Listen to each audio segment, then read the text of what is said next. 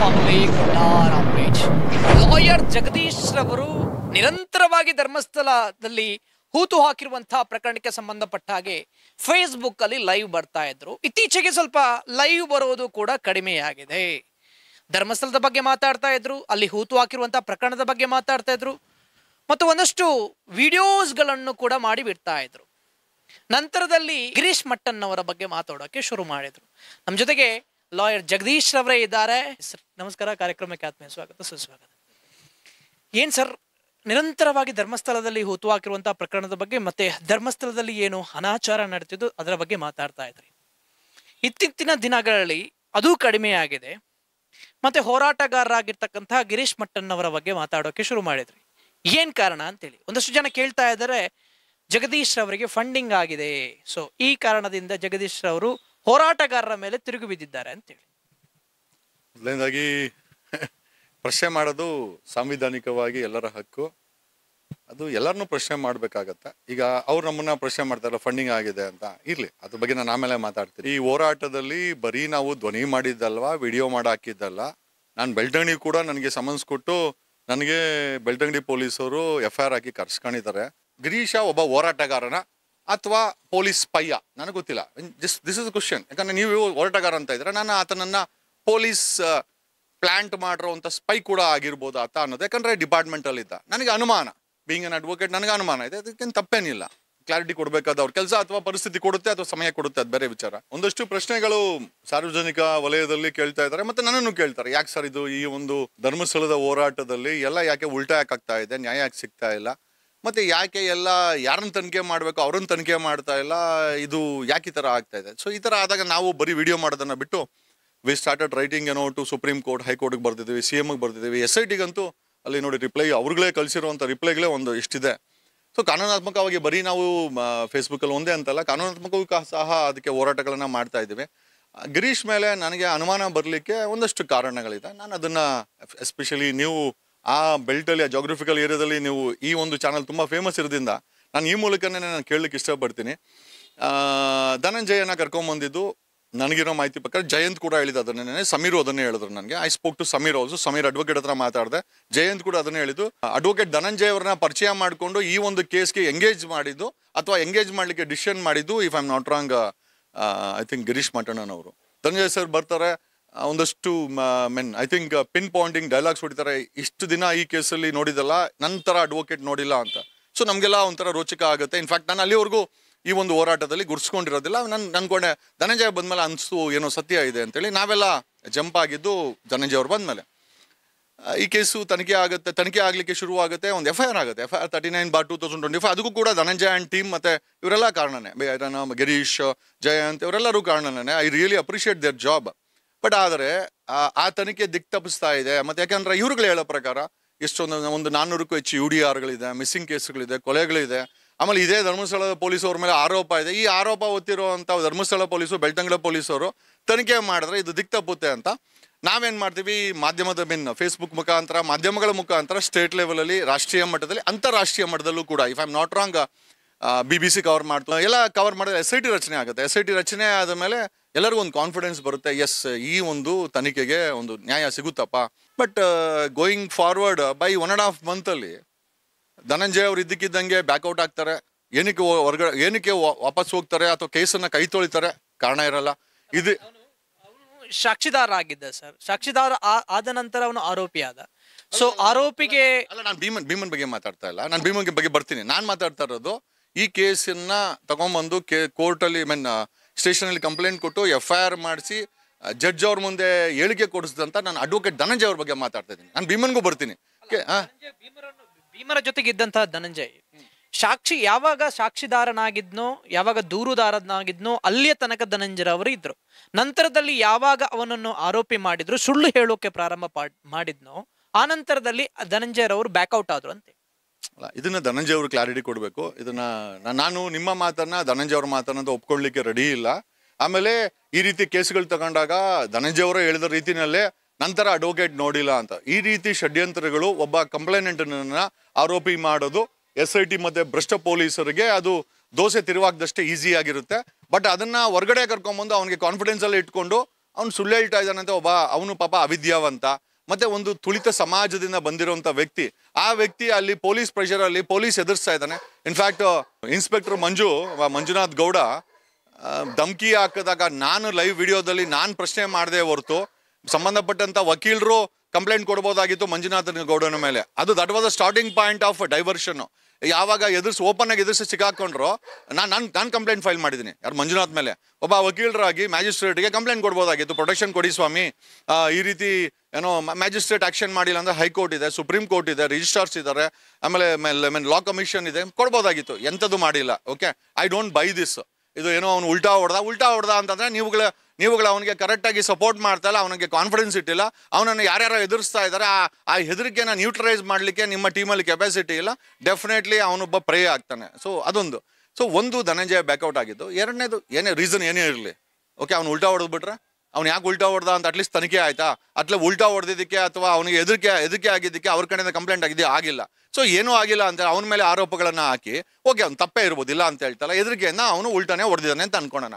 ಯಾರ್ದು ಕೆಲಸ ಇದು? ಯಾರ ಕೆಲಸ ಇದು? ಇದನ್ನ ಸರಿ ಮಾಡಿಸೋದು ಅಥವಾ ಅವನಿಗೆ ಪ್ರೊಟೆಕ್ಷನ್ ಕೊಡಿಸೋದು, ಮಂಜುನಾಥನ್ಗೆ ಬೀಗ ಹಾಕ್ಸೋದು, SIT ಕರೆಕ್ಟಾಗಿ ತನಿಖೆ ಮಾಡ್ತಾ ಇಲ್ಲ ಅಂತ ನೋಡ್ಕೊಳೋದು ವಕೀಲರ ಕೆಲಸ. ಯಾರು ಕಂಪ್ಲೇಂಟ್ ಕೊಟ್ಟಿದ್ದಾರೆ ಅವರ ಕೆಲಸ. ಹೂ ಕಾಲ್ ದೆಮ್ಸೆಲ್ಫ್ ಆಸ್ ಅ ಹೋರಾಟಗಾರ ಅವ್ರ ಕೆಲಸ ಮಾಡಿಲ್ಲ. ಎರಡನೇದಾಗಿ ಭೀಮಾ ಅರೆಸ್ಟ್ ಆಗ್ತಾನೆ, ಭೀಮಾ ಸುಳ್ಳು ಹೇಳ್ತಾನಂತ ಅವನನ್ನಲ್ಲೇ ಮೂಲೆ ಗುಂಪು ಮಾಡ್ತಾರೆ. ಅಲ್ರಿ, ಕರ್ಕೊಂಬಂದು ಭೀಮಾಯಿಂದನೇ ಈ ಕೇಸ್ ನಿಂತಿರೋದು. ಅವನೇನಾದ್ರೂ ಸುಳ್ಳು ಹೇಳಿದ್ರೇನೋ, ಅವನೇನಾದ್ರು ಉಲ್ಟಾ ಹೊಡೆದಿದ್ರೇನೋ, ನಿಮ್ಗಳಿಗೆ ಅವನನ್ನ ಪ್ರೊಟೆಕ್ಟ್ ಮಾಡ್ಕೊಳಕ್ಕೆ ಕಾನ್ಫಿಡೆನ್ಸ್ ಇಲ್ಲ. ಓಕೆ, ಅವನ್ನ ಪ್ರೊಟೆಕ್ಟ್ ಮಾಡ್ಕೊಳಕ್ಕಾಗಲ್ಲ, ಅವನು ಬಲಿಯಾದ, ಅವನ್ನ ತಗೊಂಡು ಒಳಗಡೆ ಹಾಕೊಂಡ್ರು, ಅವ್ನು ಸುಳ್ಳು ಕೇಸ್ ಹಾಕೋರು. ಈಗ ಅವನ ಕೈಯಲ್ಲಿ ಕಂಪ್ಲೇಂಟ್ ಕೊಡಿಸಿ ನಿಮ್ಮನ್ನು ಅರೆಸ್ಟ್ ಮಾಡೋಕ್ಕೆ ಹೊರಟಿದ್ದಾರೆ. This is what the scene is. ಈಗ ನಿಮ್ಮ ಮೇಲೆ ಕಂಪ್ಲೇಂಟ್ ಬಂದಾಗ ನೀವುಗಳು ಹೈಕೋರ್ಟ್ಗೆ ಹೋಗ್ತೀರಾ. ನಮ್ಮ ಪ್ರಶ್ನೆ ಏನಪ್ಪಾ ಅಂತಂದ್ರೆ, ಅದೇ ಭೀಮನನ್ನ ಉಲ್ಟಾ ಹೊಡೆದಿದ್ರು ಕೂಡ ಒಬ್ಬ ಅವಿದ್ಯಾವಂತ, ಒಂದು ತುಳಿತ ಸಮಾಜಕ್ಕೆ ಬಂದಂತವನು, ಕಸ ಗುಡಿಸ್ಕೊಂತ ಇದ್ದವನು, ಅವನಿಗೆ ಕಾನೂನು ಏನು ಅಂತ ಗೊತ್ತಿಲ್ಲದವನು, ಅವನನ್ನ ಒಳಗಡೆ ಹೋಗೋದನ್ನ ತಪ್ಪಿಸ್ಲಿಕ್ಕೆ ಆಗ್ಲಿಲ್ಲ, ಅವನಿಗೆ ಬೆದರಿಕೆ ಆಗ್ತಾ ಇದ್ದದನ್ನ ತಪ್ಪಿಸ್ಲಿಕ್ಕೆ ಆಗಿಲ್ಲ. ಆಮೇಲೆ ಗಿದ್ದಕ್ಕಿದ್ದಂಗೆ ನಾವು ಈ ಕೇಸಿಂದ ಬ್ಯಾಕ್ಔಟ್ ಆಗ್ತೀವಿ. ಮತ್ತೆ ಏನ್ ನ್ಯಾಯ ಸಿಗ್ದಂಗಾಯ್ತು? ಏನ್ ನ್ಯಾಯ ಕೊಟ್ಟಂಗಾಯ್ತು? ಹಂಗಾರೆ ನಾವೆಲ್ಲ ಗೋಬೇನಾ? ನಾವೆಲ್ಲ 6 ಕೇಸ್ ಹಾಕ್ಸ್ಕೊಂಡಿದ್ದೀವಿ. ಧನಂಜಯ ಅವರು ಬ್ಯಾಕ್ಔಟ್ ಆದ್ರು. ಏನಕ್ಕೆ ಬ್ಯಾಕ್ಔಟ್ ಆದ್ರು ಅದು ಅವ್ರು ಹೇಳಿ, ಇಲ್ಲ ನಾನು ಹೇಳ್ತೀನಿ. ಅವತ್ತನ ಒಂದ್ ದಿವಸ ಸೂಕ್ತ ಸಮಯದಲ್ಲಿ ಧನಂಜಯ ಅವರು ಯಾಕೆ ಬ್ಯಾಕ್ಔಟ್ ಆದ್ರು, ಅದರಿಂದ ಏನಿದೆ ನಾನು ಮಾತಾಡ್ತೀನಿ. ಆಮೇಲೆ ಲೆಟ್ ಮಿ ನಾಟ್ ಸ್ಪೀಕ್. ಇದು ರೈಟ್ ಟೈಮ್ ಅಲ್ಲ, ಇದು ಮಾತಾಡ್ಲಿಕ್ಕೆ ರೈಟ್ ಟೈಮ್ ಅಲ್ಲ. ಮತ್ತೆ ಸೀನಿಯರ್ ಕೌನ್ಸಿಲ್, ನಾನು ಅವ್ರ ಮೇಲೆ ಏನು ಆರೋಪ ಮಾಡೋಕ್ಕಲ್ಲ, ಬಟ್ ಅವ್ರು ಯಾಕೆ ಬ್ಯಾಕ್ಔಟ್ ಆದ್ರು ನನ್ನ ಹತ್ರ ಮಾಹಿತಿ ಇದೆ. ನಾನು ಸಮಯ ಬಂದಾಗ ಹೇಳ್ತೀನಿ. ಇದೇ ತಿಮ್ರೋಡಿ ಅವರು ಮತ್ತೆ ಇದೇ ಗಿರೀಶ್ ಅವರು ಒಟ್ಟಾಗಿ ಅಲ್ಲಿ ಒಂದಷ್ಟು ಪಾಪ ಈ ಮುತ್ತೂರು ಜನ ವಹಿಸ್ಕೊಂಡಂತ ಹೋರಾಟಗಾರರು ಅವರೇ ನಂಬಿರುವಂತ ಒಂದು ದೊಡ್ಡ ಟೀಮ್ ಇದೆ, ಪಾಪ ಮಾಡ್ತಾ ಇದ್ದಾರೆ. ತಿಮ್ರೋಡಿ ಅವ್ರ ಮೇಲೆ, ಮಹೇಶ್ ತಿಮ್ರೋಡಿ ಅವ್ರ ಮೇಲೆ 14 ಕೇಸ್ ಆಗುತ್ತೆ, ರೌಡಿ ಪಟ್ಟಿ ಇತ್ತು ಅನ್ಸುತ್ತೆ, ಗಡೀಪಾರ ಆಗುತ್ತೆ, ಆಮೇಲೆ ಇದು ನಾನಾ ಆಕ್ಟಿವಿಟೀಸ್ ಆಗುತ್ತೆ. ಅವ್ರನ್ನ ಹಂಟ್ ಮಾಡಕ್ ಸೋಚ್ಕೊಂತಾರೆ ಪೊಲೀಸರು. ನಮ್ಮ ಪ್ರಶ್ನೆ ಏನಪ್ಪಾ ಅಂತಂದ್ರೆ, ಜೊತೆಲಿದ್ದಂಥ ಗಿರೀಶನ್ನ ಏನೂ ಮಾಡಲ್ಲ, ಅರೆಸ್ಟು ಮಾಡಲ್ಲ, ಅವ್ರನ್ನ ಹಂಟು ಮಾಡಲ್ಲ, ಅವ್ರನ್ನ ಗಡೀಪಾರು ಮಾಡಲ್ಲ. ನಮ್ಮ ಪ್ರಶ್ನೆ ಏನಪ್ಪಾ ಅಂತಂದ್ರೆ, ತಿಮ್ರೋಡಿ ಅವರು ಥ್ರೆಟ್ ಅಂತ ಪೊಲೀಸ್ಗೆ ಫೀಲ್ ಆಗಿದೆ. ನನಗನ್ಸಿದ್ದು I might be wrong also. Timarodi ಅವರು ಥ್ರೆಟ್ ಅಂತ ಫೀಲ್ ಆಗಿದೆ, ಅವ್ರ ಮೇಲೆ 14 ಕೇಸ್ ಹಾಕಿದ್ದಾರೆ, ಅವ್ರನ್ನ ಗಡೀಪಾರು ಮಾಡಿದ್ರು. ಜಗದೀಶ್ ಈ ಕೇಸಲ್ಲಿ ಥ್ರೆಟ್ ಅಂತ ಫೀಲ್ ಆಗಿದೆ, ಅವ್ರ ಮೇಲೆ 6 ಕೇಸ್ ಹಾಕಿ ಒಬ್ಬ ಅಡ್ವೊಕೇಟನ್ನ ತುಳಿಲಿಕ್ಕೆ ಪ್ರಯತ್ನ ಬಿದ್ದು ಅದು ಆಗೋದಿಲ್ಲ, ಅದು ಬೇರೆ ವಿಚಾರ. ನಮ್ಮ ಪ್ರಶ್ನೆ ಏನಪ್ಪಾ ಅಂತಂದ್ರೆ, ಗಿರೀಶ್ ಆರಾಮ ಓಡಾಡ್ಕೊಂಡಿದ್ದಾನಲ್ಲ, ಪೊಲೀಸವ್ರಿಗೆ ಏನಾದರೂ ಅಡ್ಜಸ್ಟ್ಮೆಂಟ್ ಆಗಿದ್ದಾನ? ಯಾಕೆ ಅನುಮಾನ ಬೀಳ್ಬಾರ್ದು? ಒಬ್ಬ ಧನಂಜಯ ಅವರು ಅಲ್ಲಲ್ಲ, ಅಲ್ಲಿ ಕಮ್ ಟು ಒಬ್ಬ ಧನಂಜಯ ಸೀನಿಯರ್ ಕೌನ್ಸಿಲ್ ಬ್ಯಾಕ್ಔಟ್ ಆಗ್ತಾರೆ ಕೇಸಲ್ಲಿ, ತಿಮ್ರೋಡಿ ಊರು ಬಿಡ್ತಾರೆ, ಜಗದೀಶ್ ಮೇಲೆ 6 ಕೇಸ್ ಆಗುತ್ತೆ, ಯಾರು ಸೀನಲ್ಲಿ ಇರಲ್ಲ ಅವರೆಲ್ಲ ಬರ್ತಾರೆ. ಬೆಂಗಳೂರಲ್ಲಿ ಒಂದು ಪ್ರೊಟೆಸ್ಟ್ ಆಗುತ್ತೆ. ಪ್ರೊಟೆಸ್ಟ್ ಅಂತ ಏನು ನಾವೇನು DK ಶಿವಕುಮಾರ್ ಲೆವೆಲಲ್ಲಿ ಏನೋ ಹೈಟೆಕ್ ಏನೋ ಶಾಮಿಯಾನ ಹಾಕಿ ಹೈಟೆಕ್ ಮೈಕನ್ನು ಇಟ್ಕೊಂಡಿಲ್ಲ ಅಂದ ಪರವಾಗಿಲ್ಲ, ಹೋರಾಟಗಾರನ ಧ್ವನಿ ರೀಚ್ ಆಗುತ್ತೆ. ನಾವು ಕಿತ್ತೋಗಿರೋ ಮೊಬೈಲಲ್ಲಿ ಮಾಡಿದ್ರೆ ಜನ ನೋಡ್ತಾರೆ ಅಂತಂದ್ರೆ, ಬೆಂಗಳೂರಲ್ಲಿ ನಡೆದಂಥ ಹೋರಾಟದಲ್ಲೂ ಅಷ್ಟೇ ನಿನ್ನೆ ಕಾಂಗ್ರೆಸ್ ಫಂಡಿಂಗ್ ಆಗಿದೆ. ಆ ಟೆಂಟ್ ಹಾಕ್ಲಿಕ್ಕೆ 8 ಲಕ್ಷ, ಆ ಮೈಕ್ ಹಿಡಿಲಿಕ್ಕೆ 8 ಲಕ್ಷ ಕಾಂಗ್ರೆಸ್ ಫಂಡಿಂಗ್ ಮಾಡಿದೆ. ಕಾಂಗ್ರೆಸ್ಸೇ ಆ ಒಂದು ಪ್ರೊಟೆಸ್ಟ್ ಆರ್ಗನೈಸ್ ಮಾಡಿದ್ದು. ಇವ್ರನ್ನ ಸುಮ್ಮನೆ ಅಲ್ಲಿ ಮೈಕ್ ಕೊಟ್ಟು ಮಾತಾಡಿಸುವಂತ ಆರೋಪ ಇದೆ. ಇದು ಒಂದು ದೊಡ್ಡ ಮಟ್ಟ, ನನಗೆ ತಿಳಿದ ಮಟ್ಟಿಗೆ ಇದು ಸತ್ಯ ಕೂಡ ಇದೆ. ಸರ್ಕಾರ ಮಾಡ್ಬೇಕಾಗಿಲ್ಲ, ಕಾರ್ಯಕರ್ತರು ಇದಾರಲ್ಲ, ಕಾಂಗ್ರೆಸ್ ಸೂರ್ಯ ಇದ್ದ ಅಲ್ಲಿ, ಅಡ್ವೊಕೇಟ್ ಸೂರ್ಯ ಮುಕುಂದರಾಜ್ ಇದ್ದ ಅಲ್ಲಿ, ಅದನ್ನ ಆರ್ಗನೈಸ್ ಮಾಡಿದಂತ ಅವ್ರು ಇನ್ನೊಬ್ಬರ ಹೆಸರು ಹೇಳಿದೆ, ಈಸ್ ಆಲ್ಸೋ ಕನೆಕ್ಟೆಡ್ ವಿತ್ ಏನೋ ಹರೀಶ್ ಅಂತ, ಅವರು ಕೂಡ ಕಾಂಗ್ರೆಸ್ ಟಿಕೆಟ್ನ ಕರ್ನಾಟಕ ರಕ್ಷಣಾ ವೇದಿಕೆಯಲ್ಲಿ ಏನಾದ್ರು ಹರೀಶ್ ಅಂತ ಇದ್ದಾರೆ, ಅವರು ಅಲ್ಲಿದ್ರು. ಅವ್ರು ಹೇಳಿದ್ ನನಗೆ, ನವೀನ್ ಗೌಡ ನಾವೆಲ್ಲ ಹಾಕೊಂಡು ಅವ್ರ ಹೆಸರು ಹೇಳಿದ್ದು ಎಲ್ಲರೂ ಕೂಡ ಕಾಂಗ್ರೆಸ್ ಅವರೇ. ನನ್ನ ಪ್ರಶ್ನೆ ಏನಪ್ಪಾ ಅಂತಂದ್ರೆ, ಅವರು ಕಾಂಗ್ರೆಸ್ ಮುಖಂಡರಾಗಿರ್ಬೋದು ಸರ್, ಅವರು ಕಾಂಗ್ರೆಸ್ ಅನ್ನು ಬಿಟ್ಟು ವ್ಯಕ್ತಿಯಾಗಿ ಕೂಡ ಮಾಡಿರ್ಬೋದಲ್ಲ ಸರ್. ಕಾಂಗ್ರೆಸ್ ಅಂತೇಳಿ ಯಾಕೆ ತರ್ತೀರಾ ನೀವು ನಡುವಲ್ಲಿ? ಕಾಂಗ್ರೆಸ್ ಅಂತ ಇದೆ ಅಲ್ಲಿ, ನಾನು ಕಾಂಗ್ರೆಸ್ ಅಂತ ವ್ಯಕ್ತಿ ಅಂತ ನಾನೊಂದು 20 ಸಾವಿರ ನಾನು ಕೇಳಿದ್ರೆ ಕೊಡ್ತಾ ಇದ್ನಪ್ಪ. 20 ಸಾವಿರ ಕೇಳಿ ನನ್ನ ಕೇಳಿಲ್ಲ. ಅಲ್ಲಿನ ಶಾಮಿಯಾನ DK ಶಿವಕುಮಾರ್ ಲೆವೆಲ್ ಅದು. ಆ ಶಾಮಿಯಾನ ಬೇರೆ ಯಾರು ಹಾಕ್ಸಕ್ಕಾಗಲ್ಲ, DK ಶಿವಕುಮಾರ್ ಕೆಪಾಸಿಟಿ ಇರೋರು ಹಾಕ್ಸಕ್ಕಾಗದು. ನಾನು DK ಶಿವಕುಮಾರ್ ಮೇಲೆ ಹೇಳಿ ಇರ್ಬೋದೇನು, ಯಾರು ಗೊತ್ತು. ಯಾರು ಗೊತ್ತು? ಇದೇ ಡಿ ಕೆ ಶಿವಕುಮಾರ್ SIT ರಚನೆ ಮಾಡಿದ ಮೇಲೆ ಡಬ್ಬಾ ಅಂತ ಹೇಳುವಂತ ಡಿ ಕೆ ಶಿವಕುಮಾರ್ ಅಲ್ಲೂ ಕೂಡ ಫಂಡಿಂಗ್ ಮಾಡಿ ದಿಕ್ ತಪ್ಪಿಸ್ತಾ ಇರ್ಬೋದು, ಯಾರು ಗೊತ್ತು? This is my allegation. ಅದು ಸುಳ್ಳ ಅಲ್ಲ, ಅದು ಸಮಯನೇ ಉತ್ತರ ಕೊಡಬೇಕಾಗಿದೆ. ಅದೇ ಡೆನ್ಸಿಟಿ ಇರುವಂತ ಮಹೇಶ್ ತಿಮ್ರೋಡಿ ಅವ್ರ ಮೇಲೆ 14 ಕೇಸ್ ಆಗುತ್ತೆ. ಗಡಿ ಪಾರ್ ಮಾಡಿ ಅವ್ರ ಬಾಯಿನ ಮುಚ್ತಾರೆ ಪೊಲೀಸರು. ಇವಾಗಲೂ ಕೂಡ ಪಾಪ ತಲೆ ಮರೆಸ್ಕೊಂಡು ಓಡಾಡ್ತಾ ಇದ್ದಾರೆ ಈ ಹೋರಾಟದಿಂದ, ನನಗಿರೋ ಮಾಹಿತಿ ಪ್ರಕಾರ. ಅದೇ ಗಿರೀಶ ಆರಾಮಾಗಿ ಓಡಾಡ್ತಾನೆ, ಅವನ ಮೇಲೆ ಪೊಲೀಸರು ಕೇಸ್ ಹಾಕೋರು ಕೂಡ ಅರೆಸ್ಟ್ ಮಾಡಲ್ಲ, ಜೈಲಿಗೆ ಕಳ್ಸಲ್ಲ, ಬರೀ ಡೈಲಾಗ್ ಹೊಡ್ಕೊಂಡಿರ್ತಾರಲ್ಲ. ನಮ್ಮ ಪ್ರಶ್ನೆ ಏನಪ್ಪ ಅಂತ, ಆಮೇಲೆ ಇದಕ್ಕೆ ಇನ್ನೊಂದು ಅನುಮಾನ. ನನ್ನ ಅರೆಸ್ಟ್ ಮಾಡಿದಾಗ ಕೊಡಗೇಲಿ ಇನ್ಸ್ಪೆಕ್ಟ್ರು ಮುತ್ತುರಾಜ್ ಅಂತ, ಅವನು ಅದನ್ನೇ ಹೇಳ್ದ, ಸರ್ ನಿಮಗೆ ಗಿರೀಶ್ ಗೊತ್ತಾ ಅಂತ. ಇದು ಸಾಮಾನ್ಯವಾಗಿ ಕೂತ್ಕೊಂಡಾಗ ಪೊಲೀಸರು ಹತ್ರ ಸುಮ್ಮನೆ ತಮಾಷೆಗೆ ಅವ್ರು ಏನೋ ಒಂಥರ ಫ್ರೆಂಡ್ಲಿ ಕೇಳ್ತಾರೆ, ಅದು ಫ್ರೆಂಡ್ಲಿ ಅಲ್ಲ, ಅವ್ರು ಇನ್ಫಾರ್ಮೇಷನ್ ಕಲೆಕ್ಟ್ ಮಾಡೋದು. ಗಿರೀಶ್ ಗೊತ್ತಾ ಅಂದ್ರೆ, ಇಲ್ಲಪ್ಪ ಗೊತ್ತಿಲ್ಲ ನನಗೆ ಅಂತಂದೆ. ಸರ್ ಅವರು ಡಿಪಾರ್ಟ್ಮೆಂಟಲ್ಲಿ ಇದ್ದವರು ಗೊತ್ತಲ್ಲ ಅಂತ. ಎಲ್ಲ ಅದೆಲ್ಲ ಗೊತ್ತಿದೆ ಅಂತ. ಸರ್ ಅವ್ರು ಡಿಪಾರ್ಟ್ಮೆಂಟಲ್ಲಿ ಇರ್ಬೇಕಾದ್ರೆ ಅವರು ನಮ್ಮನ್ನ ಬಿಟ್ಕೊಡಲ್ಲ ಸರ್, ನಾವು ಅವ್ರನ್ನ ಬಿಟ್ಕೊಡಲ್ಲ ಅಂತ. ಏನಕ್ಕೆ ಡೈಲಾಗ್ ಹೊಡೆದ ಇದು ನನಗೆ ಗೊತ್ತಿಲ್ಲ. ಆಮೇಲೆ SIT ಹೊರಗಡೆ ಇಂಟ್ರಾಗೇಷನ್ ಹೊರಗಡೆ ಬಂದಾಗ SIT ಹೊಗಳ್ತಾರೆ ಇದೇ Girish. SIT is doing A good job, ತನಿಖೆ ಮಾಡ್ತಾ ಇದ್ದಾರೆ, ನ್ಯಾಯ ಕೊಡಿಸ್ತಾರೆ ಅಂತ. ನಾನು ದಿನ ಉಗಿತೀನಿ ಅವ್ರಿಗೆ. ಯಾಕೆ ಅಂತಂದ್ರೆ ಭೀಮನ್ಗೆ ಎದುರಿಸಿದ್ರು, ದಿಕ್ ತಪ್ಪಿಸ್ತಾ ಇದ್ದಾರೆ, ಆಮೇಲೆ ಪಾರದರ್ಶಕವಾಗಿ SIT ನಡೀತಾ ಇಲ್ಲ, ಸರ್ಕಾರಕ್ಕೆ ಮಾಹಿತಿ ಕೊಡ್ತಾ ಇದ್ದಾರೆ, ಸಾರ್ವಜನಿಕರಿಗೆ ಮಾಹಿತಿ ಕೊಡ್ತಾ ಇಲ್ಲ, ಎಲ್ಲ ಗೌಪ್ಯವಾಗಿ ನಡೀತಾ ಇದೆ. ಆಮೇಲೆ ಯಾರು ಹೋರಾಟ ಮಾಡ್ತಾರೆ, ಧ್ವನಿ ಮಾಡ್ತಾರೆ, ಅವ್ರಗಳ ಮೇಲೆ FIR ಹಾಕಿ ಅವ್ರನ್ನ ಚೇಸ್ ಮಾಡ್ಕೊಂಡು ಈ ಕೇಸನ್ನ ಮುಚ್ಚೋ ಕೆಲಸ ಮಾಡ್ತಾರೋ SIT ಗಿರೀಶ ಒಳಗಡೆ ಹೋಗಿ ಎನ್ಕ್ವೈರಿಗೆ ಹೋಗಿ ಇಂಟ್ರಾಗೇಷನ್ಗೆ ಹೋಗಿ ಹೊರಗಡೆ ಬಂದ ತಕ್ಷಣ ಅವರನ್ನ ಹೋಗಿಳ್ತಾರೆ. ಸೊ ಸಾಮಾನ್ಯವಾಗಿ ನನ್ನ ಪ್ರಶ್ನೆ ಏನಪ್ಪಾ ಅಂತಂತಾರೆ, ಈಗ ಹೊಗಳ್ಕೊಂಡು ಅವ್ರ ಜೊತೆ ಅಡ್ಜಸ್ಟ್ಮೆಂಟ್ ಆಗ್ಬಿಟ್ಟವನ ಅನ್ನೋದು ಪ್ರಶ್ನೆ, ನೇರವಾದಂಥ ಪ್ರಶ್ನೆ. ಮೊದಲಿಗೆ ವಿಡಿಯೋ ಮಾಡಿದಾಗ ದಾಖಲೆ ಇದೆ, ಗಿರೀಶ್ ಮಟ್ಟನ್ ಅವರಿಗೆ ಎಲ್ಲಿಂದೋ ಫಂಡ್ ಆಗಿದೆ, ಕ್ರಿಶ್ಚಿಯನ್ ಮಿಷನರಿ ಮತ್ತೊಂದು ಮಗದೊಂದು ಅಂತೇಳಿ ಹೇಳಿದ್ರಿ. ಸೊ ಇದೆಯಾ ಅದಕ್ಕೆ ದಾಖಲೆ, ಯಾವ್ದಾದ್ರು ಫಂಡಿಂಗ್ ಆಗಿರುವಂಥದ್ದು? ಕೊಡೋಣ. ಇದೇ ಗಿರೀಶ್ ಯಾವುದೋ ಒಂದು ವಿಡಿಯೋದಲ್ಲಿ ಹೇಳಿದ್ದಾರೆ, ನಾನು ಜಮ್ಮು ಕಾಶ್ಮೀರಲ್ಲೂ ಕೂಡ ನಾನು ಜಮೀನು ತಗೊಂಡಿದ್ದೀನಿ ಅಂತ. ಸೊ ಅವ್ರು ಹೇಳೋ ಡೈಲಾಗ್ಗಳು ಏನು ಅಂತಂದ್ರೆ, ನನಗೆ ಇಲ್ಲಿ ಏನು ಈ ಪೊಲೀಸ್ ಕೆಲಸ ಬಿಟ್ಟ ಮೇಲೆ ನನಗೆ ಕೈಗೆ ಮತ್ತೆ ಕಾಲಿಗೆ ಎಟಕಿದ್ರೆ ಸಾಕು ನನ್ನ ಜೀವನ ಅಂತ ಹೇಳ್ತಾರೆ. ಅದೇ ವ್ಯಕ್ತಿ ಕಾಶ್ಮೀರಲ್ಲಿ ಜಮೀನು ತೊಗೊಂಡಿದ್ದಾರೆ, ಅವರೇ ಹೇಳ್ಕೊಂಡಿದ್ದಾರೆ. ಈಗ ಒಬ್ಬ ಕೆಲಸ ಇಲ್ದವನಿಗೆ ಹೋರಾಟ ಕೆಲಸ ಇಲ್ದವ್ರಿಗೆ ಫಂಡ್ ಇಲ್ದವನಿಗೆ ಈಗ ದುಡ್ಡಿಯಲ್ಲಿಂದ ಬರ್ತಾ. ಆಮೇಲೆ ಈ ಧರ್ಮಸ್ಥಳದ ವಿಚಾರದಲ್ಲಿ ಬರೀ ನನ್ನ ಮೇಲೆ FIR ಹಾಕೋರು ಅಂತನಲ್ಲ, ಇಡೀ SIT ಏನು ದುರಾಡಳಿತ ಮಾಡಿದೆ, ಕ್ಯಾಮ್ರಾ ಹಾಕೋಣಲ್ಲ, ವಾಕಿ ಟಾಕಿ ಬಳಸಲ್ಲ, ಪಾರದರ್ಶಕತೆ ಇದೆ. ನಾನು ಫೈಲ್ಡ್ ಕಂಪ್ಲೇಂಟ್ ಇನ್ ಲೋಕಾಯುಕ್ತ, ಕರ್ನಾಟಕ ಲೋಕಾಯುಕ್ತ. ಸಮಯ ಬಂದಾಗ ನಾನು FIR ಮಾಡಿಸ್ತೀನಿ ಅವ್ರ ಮೇಲೆ. ನಮಗೆ ಮಾಡ್ತಾರ, ನನಗೆ SIT ಅವ್ರನ್ನ ಹೋಗ್ಲಕ್ಕೆ ಬರಲ್ಲ, ಹೋಗ್ಲಕ್ಕಲ್ಲ, ನಾವು ಅವ್ರನ್ನ ಅಪಾಯಿಂಟ್ ಮಾಡಿರೋದು ನಮಗೆ ನ್ಯಾಯ ಕೊಟ್ಟಿಲ್ಲ ಅಂತ ನಾವು ಉಗಿತೀವಿ, ಅಥವಾ ಕಾನೂನು ರೀತಿ ಕ್ರಮ ಜರುಗಿಸ್ತೀವಿ. ಮಹೇಶ್ ತಿಮ್ರೋಡಿ ಅವ್ರನ್ನ ಅರೆಸ್ಟ್ ಮಾಡ್ತಾರೆ. I have A great respect for that man. ಪಾಪ ಆ ವ್ಯಕ್ತಿ ಓಡೋಗ್ತಾರೆ, ಅದನ್ನ ಕೇಸ್ ಆಗುತ್ತೆ. ಅದೇ ಚಿತ್ರಹಿಂಸೆ ನಿನ್ಗೆ ಯಾಕೆ ಕೊಡ್ತಲ್ಲ ಪೊಲೀಸರು? ನೀನು ಅಡ್ಜಸ್ಟ್ಮೆಂಟ್ ಆಗಿದೆ ಅಂತ ಕೇಳಿದ್ರೆ, ನನಗೆ ಬ್ರೀಫ್ ಕೇಸ್ ಬಂದಿದ್ಯಾ ಅಂತಂದ್ರೆ ನೀನು ಎಂತ ಗಿಲ್ಟಿ ಫೆಲೋ? ಡೆಫಿನೆಟ್ಲಿ ಈಗ ಇವನು ಯಾರ ಭೀಮನ್ನ ಹೊರಗಡೆ ಕರ್ಕೊಂಬರ್ಬೇಕಾಯ್ತು, ಯಾಕೆ ಕರ್ಕೊಂಬಂದಿಲ್ಲ? ಅದೊಂದು ಸಣ್ಣಕ್ಕೆ. ಮತ್ತೆ ಹಾಗಾದ್ರೆ ಗಿರೀಶ ಸತ್ಯ ಹೇಳ್ತಾ ಇದ್ದಾನ? ಗಿರೀಶ್ ಹಾಗಾದ್ರೆ ಸತ್ಯ ಹೇಳಿ ಆತನ ಮೇಲೆ ಯಾಕೆ ಪೊಲೀಸರು ನಿಕೃಷ್ಟವಾದಂತ ಕೇಸುಗಳನ್ನ ಹಾಕಿ ಗಡಿಪಾರ್ ಮಾಡ್ತಾ ಇಲ್ಲ, ಬರೀ ಮಹೇಶ್ ತಿಮ್ರೋಡಿ ಅವ್ರ ಮೇಲೆ ಮಾಡ್ತಾ ಇದಾರೆ? ಅಲ್ಲ ಈಗ ಹಾಕಿದ್ರಲ್ಲ, ಇವಾಗ ಮಹೇಶ್ ತಿಮ್ರೋಡಿ ಅವ್ರ ಮೇಲೆ ಏನಕ್ಕೆ ಯಾವ ಕೇಸ್ ಹಾಕಿದ್ರು? ಅಲ್ಲ ಇವಾಗ ಹೊಸದಾಗ ಹಾಕಿರೋ ಕೇಸುಗಳು ಅವತ್ತೆ ಗಡಿಪಾರು ಈಗ ಹೊಸದಾಗ ತಾನೇ ಮಾಡೋದು. ಅದೇ ಗಡಿಪಾರನ್ನ ಗಿರೀಶ್ ಅವ್ರಿಗೆ ಮಾಡ್ಬೋದಾಗಿತ್ತಲ್ಲ, ಯಾಕೆ ಮಾಡಿಲ್ಲ?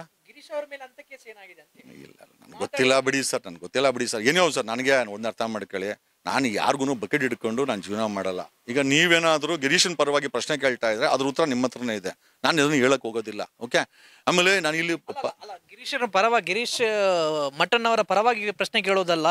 ಒಂದು ವೇಳೆ ಗಿರೀಶ್ ಮಟ್ಟನ್ ಅವರು ತಪ್ಪು ಮಾಡಿದ್ರೆ, ಖಂಡಿತವಾಗ್ಲೂ ದಾಖಲೆ ಇದ್ರೆ, ಫಂಡಿಂಗ್ ಬಂದಿದ್ರೆ, ಅಥವಾ ಈ ತರ ಅಡ್ಜಸ್ಟ್ಮೆಂಟ್ ಆದ್ರೆ, ಖಂಡಿತವಾಗ್ಲೂ ನಾನೂ ಕೂಡ ಅವರ ವಿರುದ್ಧ ಧ್ವನಿಯನ್ನು ಎತ್ತೀನಿ. ಒಂದಷ್ಟು ಮಾಹಿತಿ ಇದೆ ಸದ್ಯಕ್ಕೆ. ಅಲ್ಲ ಒಂದು ನಿಮಿಷ ಕೇಳಿಸ್ಕೊಳ್ಳಿ. ಅಲ್ಲ ಸಮಯಕ್ಕೆ ಬರುತ್ತೆ, ಇಲ್ಲ ಅಂತ ಹೇಳ್ತಾ ಇಲ್ಲ. ನಾವು ಯಾವ ಹೋರಾಟನೂ ಅಷ್ಟೇ. ಏನು ವಿಡಿಯೋಗಳು ಕಡಿಮೆ ಅಂತಂತಂದ್ರೆ, ವಿಡಿಯೋಗಳು ಕಡಿಮೆ ಆಗಿದ್ದು ಮತ್ತೆ ಈ ಕೇಸಿಂದ ಕೈ ತೊಳ್ಕೊಡ್ರಿ ಅಂತಲ್ಲ. ಈ ಕೇಸಿಗೆ ಕೊನೆಯ ಕಾನೂನಿನ ಮೊಳೆ ನಾನೇ ಹೊಡೆಯೋದು, ಬರೆದಿಟ್ಕೊಳ್ಳಿ. ಈ ಧರ್ಮಸ್ಥಳ ಪ್ರಕರಣಕ್ಕೆ ಕೊನೆಯ ಕಾನೂನಿನ ಮೊಳೆ ನಾನೇ ಹೊಡೆಯೋದು. ಓಕೆ, ಗೊತ್ತಾಗುತ್ತೆ. ಸಮಯ ಮಾತಾಡ್ತೀವಿ, ಮೈಕ್ ಮುಂದೆ ಹೇಳಂತದಕ್ಕಾಗಲ್ಲ. ಯಾಕಂದ್ರೆ ಮೈಕ್ ಮುಂದೆ ನಮ್ಮ ವಿರೋಧಿಗಳು ಕೇಳಿಸ್ಕೊಂತಾರೆ, ನಮ್ಮ ಪ್ರೀತಿ ಮಾಡೋರು ಕೇಳಿಸ್ಕೊಂತಾರೆ. ವಿರೋಧಿ ಕೇಳಿಸ್ಕೊಂಡಾಗ ಅದಕ್ಕೆ ಷಡ್ಯಂತ್ರಗಳು ನಡೀತದೆ. ಹಾಗಾಗಿ ಸದ್ಯಕ್ಕೆ ನೀವು ಕೇಳೋದ್ರಲ್ಲ ಯಾಕೆ ಮೈಕಲ್ಲಿ ಮಾತಾಡ್ತಾ ಇಲ್ಲ ಅಂತ, ಕೆಲಸ ಮಾಡ್ತಾ ಇದೀವಿ, ಕಾನೂನು ಕೆಲಸ ಮಾಡ್ತಾ ಇದೀವಿ. ಯಾರು ಏನು ಅಕಸ್ಮಾತ್ ನಾನು ಕೂಡ ತಪ್ಪು ಮಾಡಿದ್ರೆ, ನಾನು ಹೇಳೋದ್ರಲ್ಲ ಆರೋಪ ಬಂತಲ್ಲ, ಈಗ ಬ್ರೀಫ್ ಕೇಸ್ ಇಸ್ಕೊಂಡ್ರ ಅಂತ, ಇಸ್ಕೊಂಡಿದ್ರೆ ಸಮಯ ಉತ್ತರ ಕೊಡ್ತದೆ ಅದಕ್ಕೆ. ಖಂಡಿತವಾಗಿ ನಾನು ಕೂಡ ಬ್ಲಾಂಕೆಟ್ ಹಾಕೊಂಡು ಮಲ್ಕೊಳಕ್ಕಾಗಲ್ಲ. ನನ್ನ ಅನುಮಾನ ಬರೀ ಗಿರೀಶ್ ಒಬ್ಬನೇ, ತಿಮ್ರೋಡಿ ಅವರಲ್ಲ. ಆಮೇಲೆ ಕ್ಲಬ್ ಮಾಡ್ಕೊಳಕ್ ಹೋಗ್ಬಿಡಿ. ಓಕೆ, ನನ್ನ ಅನುಮಾನ ಓನ್ಲಿ ಗಿರೀಶ್. ಓಕೆ, ಅಲ್ಲಿ ಯಾವುದೇ ಹೋರಾಟಕ್ಕೆ ಇವನ್ ಪಾಪ ನನಗೆ ಜಯಂತು ಅವರೆಲ್ಲ ಮುಗ್ಧ ಜನರು, ತಿಮ್ರೋಡಿಯವರು ಮುಗ್ಧ ವ್ಯಕ್ತಿ, ಹೋರಾಟಗಾರ, ಮುಗ್ಧ ವ್ಯಕ್ತಿ. ನನಗೆ ಅನ್ಸಿದ ಪ್ರಕಾರ ನನ್ನ ಅನುಮಾನ ಕೇವಲ ಗಿರೀಶನ್ ಮೇಲೆ, ಬರೀ ಯಾರ ಮೇಲೆ ಅಲ್ಲ. ಇರ್ಬೋದು ಪಾಸಿಬಿಲಿಟಿ ಇರ್ಬೋದು, ಬಟ್ ಓನ್ಲಿ ಸಮಯ ಉತ್ತರ ಕೊಡುತ್ತೆ. ನನಗೆ ಒಂದಷ್ಟು ಅನುಮಾನಗಳು ಗಿರೀಶ್ ಮೇಲೆ ಇದೆಯಪ್ಪ. ನಾನು ನೇರವಾಗಿ ಹೇಳ್ತೀನಿ, ಅನುಮಾನ ಬೀಳೋ ತಪ್ಪು ಏನೂ ಇಲ್ಲ. ಗಿರೀಶ್ ಮಟ್ಟನ್ ಅವರ ಮೇಲೆ ಕೇಸ್ ಆಗಿಲ್ಲ, ಯಾಕೆ ಗಡಿಪಾರು ಮಾಡಿಲ್ಲ, ಮತ್ತೆ SITಯನ್ನು ಯಾಕೆ ಹೊಗಳ್ತಾ ಇದ್ದಾರೆ? ಇದೇ ಎರಡಕ್ಕೆ ನಿಮ್ಗೆ ಅವರ ಮೇಲೆ ಸಾಕಷ್ಟಿದೆ ಸರ್. ಸೌಜನ್ಯ ಪ್ರಕರಣದಲ್ಲಿ ಇದೇ ಫೈಲ್ ತಗೊಂಡಂತ ರಿಪೋರ್ಟ್ ಅನ್ನು ತಗೊಂಡು ನಾವು ಹೈಕೋರ್ಟ್ಗೆ ಹೋಗ್ಬೋದಾಗಿತ್ತು. ಇದೇ ಗಿರೀಶ ನಮ್ಮ ಬಾಲನ್ನ ಕರ್ಕೊಂಡು ಪ್ರೊಟೆಕ್ಷನ್ ಆರ್ಡರ್ ತಗೊಂಡ್ಬರ್ತಾರೆ. ಅದೇ ಗಿರೀಶ ಇದೇ ಫೈಲ್ ರಿಪೋರ್ಟ್ ಮಾಡಿದಂಥ ಡಾಕ್ಟರ್ ಆದಮ್ಮ ರಶ್ಮಿ ಅವರ ಫೈಲ್ನ ಎತ್ಕೊಂಡು ಇವ್ರನ್ನೆಲ್ಲ ಪಾರ್ಟಿ ಮಾಡಿಕೊಂಡು ನಾನು ನೋಡಿ ಇವ್ರ ಮೇಲೆ ಯಾರ ಮೇಲೆ SIT ಮೇಲೆ ನಾನು ಲೋಕಾಯುಕ್ತದಲ್ಲಿ ಕಂಪ್ಲೇಂಟ್ ಕೊಟ್ಟಿದ್ದೀನಿ. I am creating A records against them. ಏನಕ್ಕೆ ಅಂತಂದರೆ ಅವರು ಪಾರದರ್ಶಕತೆನ ಮೇಂಟೈನ್ ಮಾಡ್ತಾ ಇಲ್ಲ. ಯಾರೋ DK ಶಿವಕುಮಾರ್ ಹಂಗೆ ಫೋನಲ್ಲಿ ಹೇಳೋದು, ಸಮಯ ಹಿಂಗೆ ನಾವು ಮಾಡ್ತಾ ಇದ್ದೀನಿ, ಹಿಂಗೆ ಮಾಡ್ತಾ ಇದ್ದೀವಿ ಅಂತ. ಯಾರೋ ಹೋಮ್ ಮಿನಿಸ್ಟ್ರಿಗೆ ಫೋನಲ್ಲಿ ಹೇಳೋದು, ಯಾರೋ ಹೋಮ್ ಮಿನಿಸ್ಟರ್ ಹತ್ರ ಹೋಗಿ ಪುಂಗೋದು, ಯಾರೋ CM ಪುಂಗೋದು. By the people, to the people, for the people. ಈ ಪ್ರಜಾಪ್ರಭುತ್ವದಲ್ಲಿ ಏನೇ ತನಿಖೆ ಆದರೂ ಕೂಡ ಪಾರದರ್ಶಕವಾಗಿ ಆಗಬೇಕು. ನೀನು ಪುಂಗಕ್ಕೋಸ್ಕರ ಅಲ್ಲ SIT ಮಾಡಿರೋದು, ನೀನು ಬಚ್ಚಿಕೊಂಡು ವ್ಯವಹಾರ ಮಾಡೋಕ್ಕೋಸ್ಕರ ಅಲ್ಲ. ಬಾಡಿ ಕ್ಯಾಮ್ರಾ ಹಾಕಲ್ಲ ಇವರು, SIT ಅವರು ಬಾಡಿ ಕ್ಯಾಮ್ರಾ ಹಾಕಲ್ಲ, SIT ಅವರು CCTV ಹಾಕಲ್ಲ. ಇಂಟ್ರಾಗೇಷನ್ ರೂಮಲ್ಲಿ ವಿತೌಟ್ CCTV ಇಂಟ್ರಾಗೇಷನ್ ಮಾಡ್ತಾರೆ. ಆ CCTV ಪ್ರಕರಣಗಳು ದಾಖಲೆ ಆಗಿದೆಯಾ? ಅದರ ಔಟ್ಕಮ್ಸ್ಗಳನ್ನ ಸ್ಟೋರ್ ಮಾಡಿದಾರ? ಬೆಳ್ತಂಗಡಿ ಸ್ಟೇಷನ್ನಲ್ಲಿ ಏನೋ CCTV ಇದೆಯಾ? ಸುಪ್ರೀಂ ಕೋರ್ಟಿನ ಆದೇಶದ 2020ನಲ್ಲಿ ಮತ್ತೆ ಮೊನ್ನೆ ಮತ್ತೆ ರೀಕನ್ಸಿಡರೇಷನ್ಗೆ ಮತ್ತೆ ಹಾಕೊಂಡಿದೆ. ಬೆಳ್ತಂಗಡಿ ಪೊಲೀಸ್ ಠಾಣೆಯಲ್ಲಿ CCTV ಇದೆ. ನಾನು ಹೋಗಿದ್ದೆ ಇಲ್ಲಪ್ಪ ಅಲ್ಲಿ. 2012ನೇ ಇಸ್ವಿಯಲ್ಲಿ ನನಗೆ ನಾನು ಅಧ್ಯಕ್ಷ ಆಗಿದ್ದಾಗ ಅಲ್ಲಿ ಪೊಲೀಸ್ ಸ್ಟೇಷನ್ ಇಲ್ಲ, ಒಂದು ಔಟ್ ಪೋಸ್ಟಿಂಗ್ ಹೋಗ್ತದ್ದು. ನಾನು ಆಗ ಅಲ್ಲಿ ಸೌಜನ್ಯ ಪ್ರಕರಣ ಆಯ್ತು, ಅದಕ್ಕೆ 15 ದಿವಸಕ್ಕೆ ಹಿಂದೆ ಒಬ್ಬ ಮಾವುತ ಮತ್ತು ಜೋಡಿ ಕೊಲೆ ಆಯ್ತು. ಆ ಸಂದರ್ಭ ನಾನೇ ಅಧ್ಯಕ್ಷರಾಗಿದ್ದೆ. ಆ ಸೌಜನ್ಯ ಪ್ರಕರಣ ಆದ ಒಂದು ವಾರದಲ್ಲ 15 ದಿವಸದಲ್ಲೇನೋ ಒಬ್ಬ ಮಹಿಳೆಯನ್ನು ದ್ವಾರದ ಬಳಿ ಆಸಿಡ್ ಹಾಕಿ ಯಾರೋ ಕೊಂದು ಹಾಕಿ ಹೋಗಿದ್ದಾರೆ. ಆಸಿಡ್ ಹಾಕಿತ್ತು, ಕೊಂದು ಹಾಕಿದಾರ ಇದು ಗೊತ್ತಿಲ್ಲ, ನಮಗೆ ಆಸಿಡ್ ಹಾಕಿತ್ತು. ಆಮೇಲೆ ಇನ್ನೊಂದು ಶವ ಸ್ವಲ್ಪ ದೂರದಲ್ಲಿ ಸಿಗ್ತದೆ. ಇದನ್ನೆಲ್ಲ ನಾನು ಉಲ್ಲೇಖಿಸಿ 2019ರಲ್ಲಿ ಗೃಹ ಮಂತ್ರಿಗಳಿಗೆ ಮತ್ತು ಆಗಿನ SP ಅವರಿಗೆ ಒಂದು ಪತ್ರ ಬರಿತೇನೆ. ಪತ್ರದ ಇಲ್ಲಿ ಇಂಥದ್ದು ಕೃತ್ಯಗಳು ನಡೀತಿದ್ದೇವೆ, ಇಲ್ಲಿ ಒಂದು ಪೊಲೀಸ್ ಸ್ಟೇಷನ್ ಬೇಕು, ತಕ್ಷಣ ನೀವು ಈ ಬಗ್ಗೆ ಕ್ರಮ ಕೈಗೊಳ್ಬೇಕು ಅಂತ ಹೇಳಿ. ಇಂಟ್ರಾಗೇಷನ್ ಮಾಡ್ಬೇಕಾದ್ರೆ ಅವರು ಕ್ಯಾಮ್ರಾ ಮಾಡ್ಕೊಂಡ್ರೆ ಹೊರತು ನನಗೇನಾದ್ರು ತೊಂದರೆ ಆಗಿ ಅನ್ನೋದಕ್ಕೆ ಸಾರ್ವಜನಿಕ ಹಿತಾಸಕ್ತಿನಲ್ಲಿ ಇಂಟ್ರಾಗೇಷನ್ ರೂಮಲ್ಲೂ ಕೂಡ ನಾನು ಇಂಟ್ರಾಗೇಷನ್ ಮಧ್ಯದ ಕೂಡ ಅಲ್ಲೂ ಕೂಡ CCTV ಇಲ್ಲ. ಯಾಕೆ CCTV ಹಾಕಿಲ್ಲ ಅವರು? ಮತ್ತೆ SIT ಮಾಡ್ಕೊಂಡಿರೋಂಥ ಬೆಳ್ತಂಗಡಿ ಪೊಲೀಸ್ ಸ್ಟೇಷನ್ ಪಕ್ಕದಲ್ಲಿ SIT ಮಾಡಿರೋ ಜಾಗದಲ್ಲಿ ಇವ್ರು ಯಾಕೆ CCTV ಹಾಕಿಲ್ಲ? SIT ಅವ್ರು 20 ಜನ ಆಗಿರ್ಬೋದು, ಗಾರ್ಡ್ಸ್ ಆಗಿರ್ಬೋದು. ನಮ್ಮ ಬೆಂಗಳೂರಲ್ಲಿ ಕಾಂಜಿ ಪಿಂಜಿ PC ಏನೋ ಟ್ರಾಫಿಕ್ ಪೊಲೀಸನ್ನು ಹಾಕೊಂಬತ್ತಾನೆ ಬಾಡಿ ಕ್ಯಾಮ್ರಾನ. SIT ಅವರು ಪ್ರೊಫೆಷನಲ್ ಆಗಿ ತನಿಖೆ ಮಾಡ್ತಾ ಇದ್ರೆ, ಪಾರದರ್ಶಕವಾಗಿ ನೀವು ತನಿಖೆ ಮಾಡ್ತಾ ಇದ್ರೆ, ಸಾರ್ವಜನಿಕ ಹಿತಾಸಕ್ತಿಲಿ ತನಿಖೆ ಮಾಡ್ತಾ ಇದ್ರೆ, ನ್ಯಾಯ ಕೊಡೋಕ್ಕೋಸ್ಕರ ತನಿಖೆ ಮಾಡ್ತಾ ಇದ್ರೆ, ಇನ್ಕ್ಲೂಡಿಂಗ್ ಅದರ ಮುಖ್ಯಸ್ಥ ಯಾಕೆ ಬಾಡಿ ಕ್ಯಾಮ್ರಾ ಹಾಕೋಣಲ್ಲ? ಏನೇನು ಬಚ್ಚಿಡ್ತಾ ಇದ್ದೀರಾ ನೀವು? ಅಂದ್ರೆ ನೀವು ನೋಡ್ಕೊಂಡು ನೀವು ಬರ್ದಿದ್ದನ್ನ ಸತ್ಯ ಅನ್ಕೊಬೇಕಾ? ನಾವ್ ಯಾಕೆ ಸತ್ಯ ಅನ್ಕೊಬೇಕು? ನೀವ್ ಯಾಕೆ ಬಾಡಿ ಕ್ಯಾಮ್ರಾ ಹಾಕಲ್ಲ? ನೀವ್ ಯಾಕೆ ವಾಕಿ ಟಾಕಿ ಬಳಸಲ್ಲ? ನೀವ್ ಯಾಕೆ ಮೊಬೈಲ್ಗಳನ್ನ ಅವನು ಮಂಜ 2-3 ಇಟ್ಕೊಂಡಿದ್ವಿ? ಯಾರು ಫೋನ್ ಮಾಡ್ತೀಯ ಗುರು ನೀನು ಮೊಬೈಲ್ ಇಟ್ಕೊಂಡು? ಮಂಜುನಾಥ್ ಗೌಡ ಇನ್ಸ್ಪೆಕ್ಟರ್, ಈಗ DYSP ಅಂತೆ. ಅವ್ನು ಮಾಡ್ತಾ ಇರೋಂಥ ಗನಂದಾರಿ ಕೆಲಸಗಳಿಗೆ ಸರ್ಕಾರ ಅವನಿಗೆ ಪ್ರಮೋಷನ್ ಕೊಟ್ಟಿದೆ. ಆಮೇಲೆ ಈ 20 ಜನ ಪ್ರೊಫೈಲ್ಗಳನ್ನ, ಇವರ ಸರ್ವಿಸ್ ರೆಕಾರ್ಡನ್ನ SIT ವೆಬ್ಸೈಟಲ್ಲಿ ಹಾಕ್ಬೇಕು. ನಮ್ಗೆ ಗೊತ್ತಾಗಬೇಕಲ್ಲ ನಿಯತೋರು ಇವರು ಅಂತ. ಇವರು ಸತ್ಯಹರಿಶ್ಚಂದ್ರನ್ ತುಂಡುಗಳು ಅಂತ ಸರ್ಕಾರ ಅಪಾಯಿಂಟ್ ಮಾಡಿದೆಯಲ್ಲೇನಪ್ಪ? ಈ ಸತ್ಯಹರಿಶ್ಚಂದ್ರನ್ ತುಂಡು ಅನ್ನೋದಕ್ಕೆ ದಾಖಲೆ ಬೇಕಲ್ಲ ನಮಗೆ. ಸರ್ವಿಸ್ ರೆಕಾರ್ಡ್ ಹಾಕ್ರಿ. ನಾನು ಅಪ್ಲೈ ಮಾಡಿದ್ದೀನಿ. I have applied service record of all the 20 people. 20 ಜನರ ಸರ್ವಿಸ್ ರೆಕಾರ್ಡನ್ನು ನಾವು ಅಪ್ಲೈ ಮಾಡಿದ್ದೀವಿ. DPRಗೆ ನಾವು ತಗೊಳ್ತೀವಿ. ಸರ್, ನಮಗೆ ಇಲ್ಲಿ ಪಾರದರ್ಶಕವಾಗಿ ನಿಯತ್ತಿನ ತನಿಖೆ ಆಗಬೇಕಾಗಿದೆ, ಅದು ಆಗ್ತಾ ಇಲ್ಲ. ಇಲ್ಲಿ ಯಾರನ್ನೋ ರಕ್ಷಣೆ ಮಾಡೋ ಕೆಲಸ, ಧ್ವನಿ ಎತ್ತೋರ ಮೇಲೆ ಕೇಸ್ ಹಾಕೋಂಥ ಕೆಲಸ, ಅವ್ರನ್ನ ಊರು ಬಿಡಿಸೋವಂಥ ಕೆಲಸ. ಆಮೇಲೆ ನಮ್ಗೆ ಅಡ್ಜಸ್ಟ್ಮೆಂಟ್ ಆದರೆ ತಿಮ್ಮರೋಡಿ ಅವ್ರ ಮೇಲೆ ಹಾಕು, ಊರು ಬಿಡಿಸು, ಗಿರಿ ನಮ್ಮೋನಲ್ಲ ಮಡ್ಕೊ, ಇವೆಲ್ಲ ಬೇಡ ಸರ್. ಇವೆಲ್ಲ ಆಗ್ತಾ ಇದ್ರೆ ನಾನು ನಿಜವಾಗಲೂ ನಾವು ವಿರೋಧ ಮಾಡ್ತೀವಿ ಸರ್. ಇಲ್ಲಿ ಒಂದು ಸಣ್ಣ ಕೂದಲು ಅವ್ರ ಕಡೆ ಹೋದ್ರೂ ಕೂಡ DNA ಸ್ಯಾಂಪಲ್ ಮಾಡ್ಬೋದು. ನಾ ಹೇಳ್ತಾ ಇದ್ದೀನಲ್ಲ, ನಮ್ಮ ಕಡೆಯವರು, ಪೊಲೀಸವ್ರ ಕಡೆ, ಕೊಲೆಗಾರರ ಕಡೆ ಒಂದು ಸಣ್ಣ ಕೂದಲು ಹೋದ್ರೂ ಕೂಡ ನಮ್ಗೇನಾಗುತ್ತೆ, ನಮ್ಗೆ ಅನುಮಾನ ಶುರುವಾಗುತ್ತೆ. ಆಮೇಲೆ SIT ಅವರು ಬರೀ ಕೊಲೆಗಾರನ ಹುಡುಕ್ತಾ ಇದ್ದಾರೆ. ನಮ್ಮ ಟೀಮು ಎಲ್ಲರ ಮೇಲೆ ಕಣ್ಣಿಟ್ಟಿದ್ದೀವಿ, ಇನ್ಕ್ಲೂಡಿಂಗ್ SIT ಮೇಲೆ ಕಣ್ಣಿಟ್ಟಿದ್ದೀವಿ. ಅವರು ಕೆಮ್ಮಿದ್ರು ನಮ್ಗೆ ಗೊತ್ತಾಗುತ್ತೆ, ಅವ್ರು ಊಸ್ಬಿಟ್ರು ಗೊತ್ತಾಗುತ್ತೆ ನಮ್ಗೆ ಈ ಮಟ್ಟಕ್ಕೆ ನಾವು ಅವರನ್ನ ಅಬ್ಸರ್ವ್ ಮಾಡ್ತಾ ಇದ್ದೀವಿ. ಕಾರಣ ಯಾಕೆ ಅಂದ್ರೆ ಈ ಕೇಸಲ್ಲಿ ನಮ್ಗೆ ನ್ಯಾಯ ಬೇಕಾಗಿದೆ. ನಿಮ್ಮ ಪ್ರಕಾರ ಸ್ಟೇ ಮಾಡಿರುವಂತ ತಪ್ಪು ಅಂತ ಹೇಳಿ? ಅಯ್ಯೋ, ಸ್ಟೇ ಮಾಡಿರೋದು ಕೇಸ್ಗೋಸ್ಕರ ಅಲ್ಲ ಸರ್. ಗಿರೀಶನ ಅರೆಸ್ಟ್ ಮಾಡ್ಬಿಡಿ ಅಂತ. ಕೇಸ್ಗೋಸ್ಕರ ಸಂಬಂಧನೇ ಇಲ್ಲ. ನಾನು ಹೋಗ್ಬಿಟ್ಟು ನನ್ನ ಕೇಸ್ ಮೇಲೆ ಸ್ಟೇ ತಗೊಂಡಿದ್ದೀನಿ, ಅದೊಂದು ದೊಡ್ಡ ವಿಚಾರನ? ಅಲ್ಲ, ಇದನ್ನು ಏನ್ ಮಾಡ್ತಾರೆ ಅಂತ ಹೇಳಿದ್ರೆ, ಅವರನ್ನ ನೋಟಿಸ್ ಮಾಡಿ, ಅವರಿಗೆ ಅರೆಸ್ಟ್ ಮಾಡಿ, ಅವರಿಗೆ 10-15 ದಿವಸ ಕಸ್ಟಡಿಗೆ ಕೊಟ್ಟು, ನಂತರದಲ್ಲಿ ಚಾರ್ಜ್ ಶೀಟ್ ಅನ್ನು ರೆಡಿ ಮಾಡಿ ಷಡ್ಯಂತರದ ರೂಪದಲ್ಲಿ SIT ಕ್ಲೋಸ್ ಮಾಡ್ತಾರೆ ಅನ್ನುವಂತ ವಿಚಾರದಲ್ಲಿ ಇವರು ಸ್ಟೇ ತಗೊಂಡು ಬರೋಕೆ ಅಂತೇಳಿ ಹೈಕೋರ್ಟಿಗೆ ಹೋದ್ರು. ಸ್ಟೇ ಬೇಕಾದ್ರೆ ಅವ್ರು ಇಂಡಿವಿಜುವಲ್ ಕೇಸ್ ತಗೊಂಡ್ಲಿ. FIR 39ಗೆ ಮುಚ್ಚಾಕಿ ಅಂತ ಯಾಕೆ ಹಾಕಿದ್ದಾರೆ ಅಪ್ಲಿಕೇಶನ್? ಬಾಲನ್ ಅವ್ರದ್ದು ರೆಕಾರ್ಡ್ ಇಸ್ಕೊಂಬನ್ನಿ, ಅದರಲ್ಲೇ ತೋರಿಸಿ. ನನ್ನ ರೆಕಾರ್ಡ್ ಬೇಡ, ಯಾಕಂದ್ರೆ ನಾನು ಬೇಕಾದ್ರೆ ನಾನೇ ಟೈಪ್ ಮಾಡ್ಕೊಬೋದು. ಬಾಲನ್ ಅವರೇ ಹೇಳ್ತಾರೆ ಏನು ಅಂತ ಹೇಳಿದ್ರೆ, ನಾನು ಕಂಪ್ಲೀಟ್ 39/2025 ಕೇಸಲ್ಲಿ ಇವರು ಮಾಡಿರುವಂತ 39/2025 ಏನಿದೆ ಅದು ಮಾಡಿರುವಂತ ಪ್ರೊಸೀಜರೇ ತಪ್ಪು. 211A ಅಡಿಯಲ್ಲಿ ದಾಖಲು ಮಾಡೋಕ್ ಬರೋದಿಲ್ಲ. ಅಲ್ಲ ಸರ್, ಈಗ ಇವ್ರಿಗೆ ನೋಟಿಸ್ ಕೊಟ್ಟಿರೋದು, if I am not wrong, Bhima ಕೊಟ್ಟಿರೋಂಥ ಕಂಪ್ಲೇಂಟ್ ಮೇಲೆ ನನ್ನನ್ನು ಕರ್ಕೊಂಬಂದು ಫ್ಯಾಬ್ರಿಕೇಟ್ ಮಾಡಿ ದಾಖಲೆಗಳನ್ನ ಸೃಷ್ಟಿ ಮಾಡಿ ಈ ಒಂದು 39 ಇದಕ್ಕೆ ಕಂಪ್ಲೇಂಟ್ ಕೊಡಿಸಿದ್ದಾರೆ ಅಂತೇಳಿ ಕಂಪ್ಲೇಂಟ್ ಕೊಟ್ಟಿರೋದ್ರ ಮೇಲೆ ಇವ್ರಿಗೆ ಇದೇನೋ ಸಮನ್ಸು ಅಪಿಯರೆನ್ಸ್ ಸಮನ್ಸ್ ಆಗಿದೆ, if I am not wrong. ಅದನ್ನು ಅವ್ರು ಪ್ರಶ್ನೆ ಮಾಡ್ಕೊಳ್ಳಿ, ನಮಗೇನು ಸಮಸ್ಯೆ ಇಲ್ಲ. ಭೀಮಾ ಇವ್ರ ಮೇಲೆ ಕೊಟ್ಟಿರೋಂಥ ಕಂಪ್ಲೇಂಟ್ ಮೇಲೆ ಏನೋ ಇವ್ರುಗಳಿಗೆ ಷಡ್ಯಂತ್ರ ಅಂದರೆ ಕಾನ್ಸ್ಪಿರಸಿ ಅಂದರೆ ಇಡೀ ಪ್ರಕರಣ ಅವ್ರು ಸೃಷ್ಟಿ ಮಾಡಿದ್ದು ಅಂತ ಅವ್ನು ಕಂಪ್ಲೇಂಟ್ ಕೊಟ್ಟಿದ್ದಾನೆ ಅಂತ ನನಗೆ ಮಾಹಿತಿ ಇದೆ. ಅದ್ರ ಮೇಲೆ ಇವ್ರಿಗೆ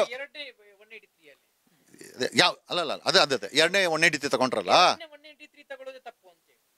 ಎಲ್ಲ ತಪ್ಪು ಸರ್. ಯಾರು ಪ್ರಶ್ನೆ ಮಾಡ್ತಾ ಇದ್ದಾರೆ ಇಲ್ಲಿ? ಅದನ್ನೇ ಪ್ರಶ್ನೆ ಮಾಡಿ ಕೋರ್ಟಿಗೆ ಹೋಗಿರೋದು ಸರ್. ಇಲ್ಲ ಸರ್, ಇಲ್ಲ ಬಿಡಿ. ಈಗ ಸ್ಪಷ್ಟೀಕರಣ ಬೇಕು. ಒಂದು ಕೆಲಸ ಮಾಡಿ, ಬಾಲನ್ ಅವ್ರನ್ನ ಅಲ್ಲಿ ರೆಕಾರ್ಡ್ ಕುಣಿಸಿ ನೀವು ಕೂತ್ಕೊಳ್ಳಿ, ಬಾಲನ್ ಅವ್ರನ್ನ ಪ್ರಶ್ನೆ ಕೇಳೋಣ, ನನ್ನೂ ಪ್ರಶ್ನೆ ಕೇಳಿ, ಅದೇ ರೆಕಾರ್ಡ್ ಮೇಲೆ ಮಾತಾಡೋಣ. ಸರ್, ನಾನು ಒಂದೇ ಹೇಳ್ತೀನಿ, 39/2025 ಅಡಿಯಲ್ಲಿ ಏನು 211A ಅಲ್ಲಿ ಕೇಸ್ ದಾಖಲು ಮಾಡಿದ್ದಾರೆ, ಈ ರೀತಿಯಾಗಿ ದಾಖಲು ಮಾಡೋಕ್ ಬರೋದಿಲ್ಲ. ಸೊ ನಂತರದಲ್ಲಿ ಇದು ಮಾಡಿರುವಂತದ್ದು ತಪ್ಪು. ಸೊ ಈ ಕಾರಣಕ್ಕಾಗಿ ನೆಕ್ಸ್ಟ್ ಏನು 12ಗೆ ಆರ್ಗ್ಯುಮೆಂಟ್ ನಡೆಯುತ್ತೆ, ಆ ಟೈಮಲ್ಲಿ ನಿಮ್ಮ ಹತ್ರ ಇದಾಗಲೇ ತೋರಿಸಿ ನನಗೆ. ಈಗ ಕೇಸ್ ಫೈಲ್ ಇದ್ರೆ ಕೊಡಿ ನನಗೆ. ಬಾಲನ್ ಅವ್ರು ಹಾಕಿದ್ರಲ್ಲ ಅಪ್ಲಿಕೇಶನ್, ನಿಮ್ಮ ಹತ್ರ ಇದ್ರೆ ಕೊಡಿ. ಈಗ ನಾವು ಇಲ್ಲೇ ಕೂತ್ಕೊಂಡು ಅದನ್ನು ತೋರಿಸ್ಕೊಂಡು ನಾವು ಡಿಬೇಟ್ ಮಾಡೋಣ. ಬಾಲನ್ ಅವ್ರ ಅಪ್ಲಿಕೇಶನ್ ತಗೊಂಬನ್ನಿ, ಸಪ್ರೇಟ್ ಆಗಿ ಅರ್ಧ ಗಂಟೆ ಮಾಡೋಣ. ಅರ್ಧ ಗಂಟೆಗೆ ಹೆಚ್ಚಾಗುತ್ತೆ ಸಮಯ. ಅದು ನನ್ನ ಹತ್ರ ಡಾಕ್ಟರ್ ಆದಮ್ಮ ಮತ್ತು ಇವ್ರದ್ದು ಅಪ್ಲಿಕೇಶನ್ ಇದೆ. ನಾವು ನಿಜವಾಗ್ಲೂ ಇವತ್ತು ಕೂಡ ಗೊತ್ತು ನಮಗೆ, ಈ ಗಿರೀಶ ಎಲ್ಲ ಆ ದಿಕ್ಕಿಗೆ ಹೋಗಲ್ಲ. ಏನಕ್ಕೆ ಅಂದರೆ ಇವ್ರು ಬರೀ ಟೈಮ್ ಪಾಸಲ್ಲೇ ಹೋರಾಟ ಆಗಬೇಕು. ನಮಗೆ ಟೈಮ್ ಪಾಸ್ ಹೋರಾಟ ಬೇಕಾಗಿಲ್ಲ. ನಮ್ಗೆ ಈ ಪ್ರಕರಣದಲ್ಲಿ ಶಿಕ್ಷೆ ಆಗಬೇಕು, ಈ ಪ್ರಕರಣದಲ್ಲಿ ಆ್ಯಕ್ಷನ್ ಆಗಬೇಕು. ಯಾಕೆ ಅಂತಂದರೆ ಸಾಕಷ್ಟು ಜನ ಕಣ್ಣಿಗೆ ಎಣ್ಣೆ ಬಿಟ್ಕೊಂಡು ಕಾಯ್ತಾ ಇದ್ದಾರೆ. ಬರೀ ಇದು ಧರ್ಮಸ್ಥಳಕ್ಕೆ ಸೀಮಿತವಾದಂಥ ಪ್ರಕರಣ ಅಲ್ಲ, ಬೆಳ್ತಂಗಡಿಗೆ ಸೀಮಿತವಾದಂಥ ಪ್ರಕರಣ ಅಲ್ಲ, ಅಥವಾ ಮಂಗಳೂರಿಗೆ ಸೀಮಿತವಾದಂಥಲ್ಲ, ಇಡೀ ರಾಜ್ಯ ನೋಡಿದೆ. ಸಾಕಷ್ಟು ಜನ ಇನ್ವಾಲ್ವ್ಮೆಂಟ್ ಆಗಿದ್ದಾರೆ. ಮಹೇಶ್ ತಿಮ್ಮೋಡಿ ಇವ್ರು ಕೂಡ ನನಗೆ ಅವರಲ್ಲಿ ಏನು ತಪ್ಪು ಕಾಣಿಸಲ್ಲ. ಪಾಪ ಒಬ್ಬ ಮುಗ್ಧ ವ್ಯಕ್ತಿ ಹೋರಾಟಗಾರ, ಒಬ್ಬ ಪ್ರಜ್ವಲ ಹೋರಾಟಗಾರ. ಅಂದರೆ ಆತ ನಿಂತ್ಕೊಂಡ್ರೆ ಒಂದು 10,000 ಜನ ಸೇರ್ತಾರೆ, 1,00,000 ಜನ ಸೇರ್ತಾರೆ. ಆ ರೀತಿ ಹೋರಾಟಗಾರ. ಬಟ್ ಆ ರೀತಿ ಹೋರಾಟಗಾರ ಇವತ್ತು ತಲೆ ತಪ್ಪಿಸ್ಕೊಬೇಕಾದಂಥ ಪರಿಸ್ಥಿತಿ ಬಂದಿದೆ. ಈ ಕೇಸಿನ ಬಗ್ಗೆ ಮಾತಾಡಕ್ಕೆ ಬಿಡ್ತಾ ಇಲ್ಲ ಪಾಪ ಅವರನ್ನು, ಮಹೇಶ್ ತಿಮ್ಮರೋಡಿ ಅವರನ್ನು. Sir, that is not acceptable. ಈ ಸಂವಿಧಾನದಲ್ಲಿ ಅದೆಲ್ಲ ಅಕ್ಸೆಪ್ಟ್ ಮಾಡ್ಕೊಳಕ್ಕಾಗಲ್ಲ. ನಮಗೆ ಅವ್ರ ಬಗ್ಗೆನೂ ಕೂಡ ಬೇಜಾರಿದೆ. ಪಾಪ ಅವ್ರು ನೋಡಿ ಧ್ವನಿ ಎತ್ತಾ ಇದ್ರು. ಅವ್ರ ಬಾಯಿನ ಮುಚ್ಚಕ್ಕೆ ಸುಳ್ಳು ಕೇಸ್ ಹಾಕಿ ಗಡೀಪಾರು ಮಾಡೋದು, ಅವ್ರ ಮೇಲೆ ಸುಳ್ಳು ಕೇಸ್ ದಾಖಲೆ ಮಾಡೋದು, ಅವ್ರನ್ನ ಚೇಸ್ ಮಾಡೋದು. ಇದು ಯಾವುದು ಮಚ್ಚಿಗೆ FIR ಹಾಕೋದಂತೆ, ಯಾವುದು ಕೊಳ್ಳಿಗೆ FIR ಹಾಕೋದಂತೆ.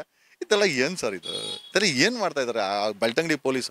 ಇನ್ಫ್ಯಾಕ್ಟ್ ಅವ್ನು ಬೆಳ್ತಂಗಡಿ ಇನ್ಸ್ಪೆಕ್ಟರ್ ಮೇಲೆ ಕೂಡ ಕಂಪ್ಲೇಂಟ್ ಹಾಕಿದ್ದೀನಿ ನಾನು.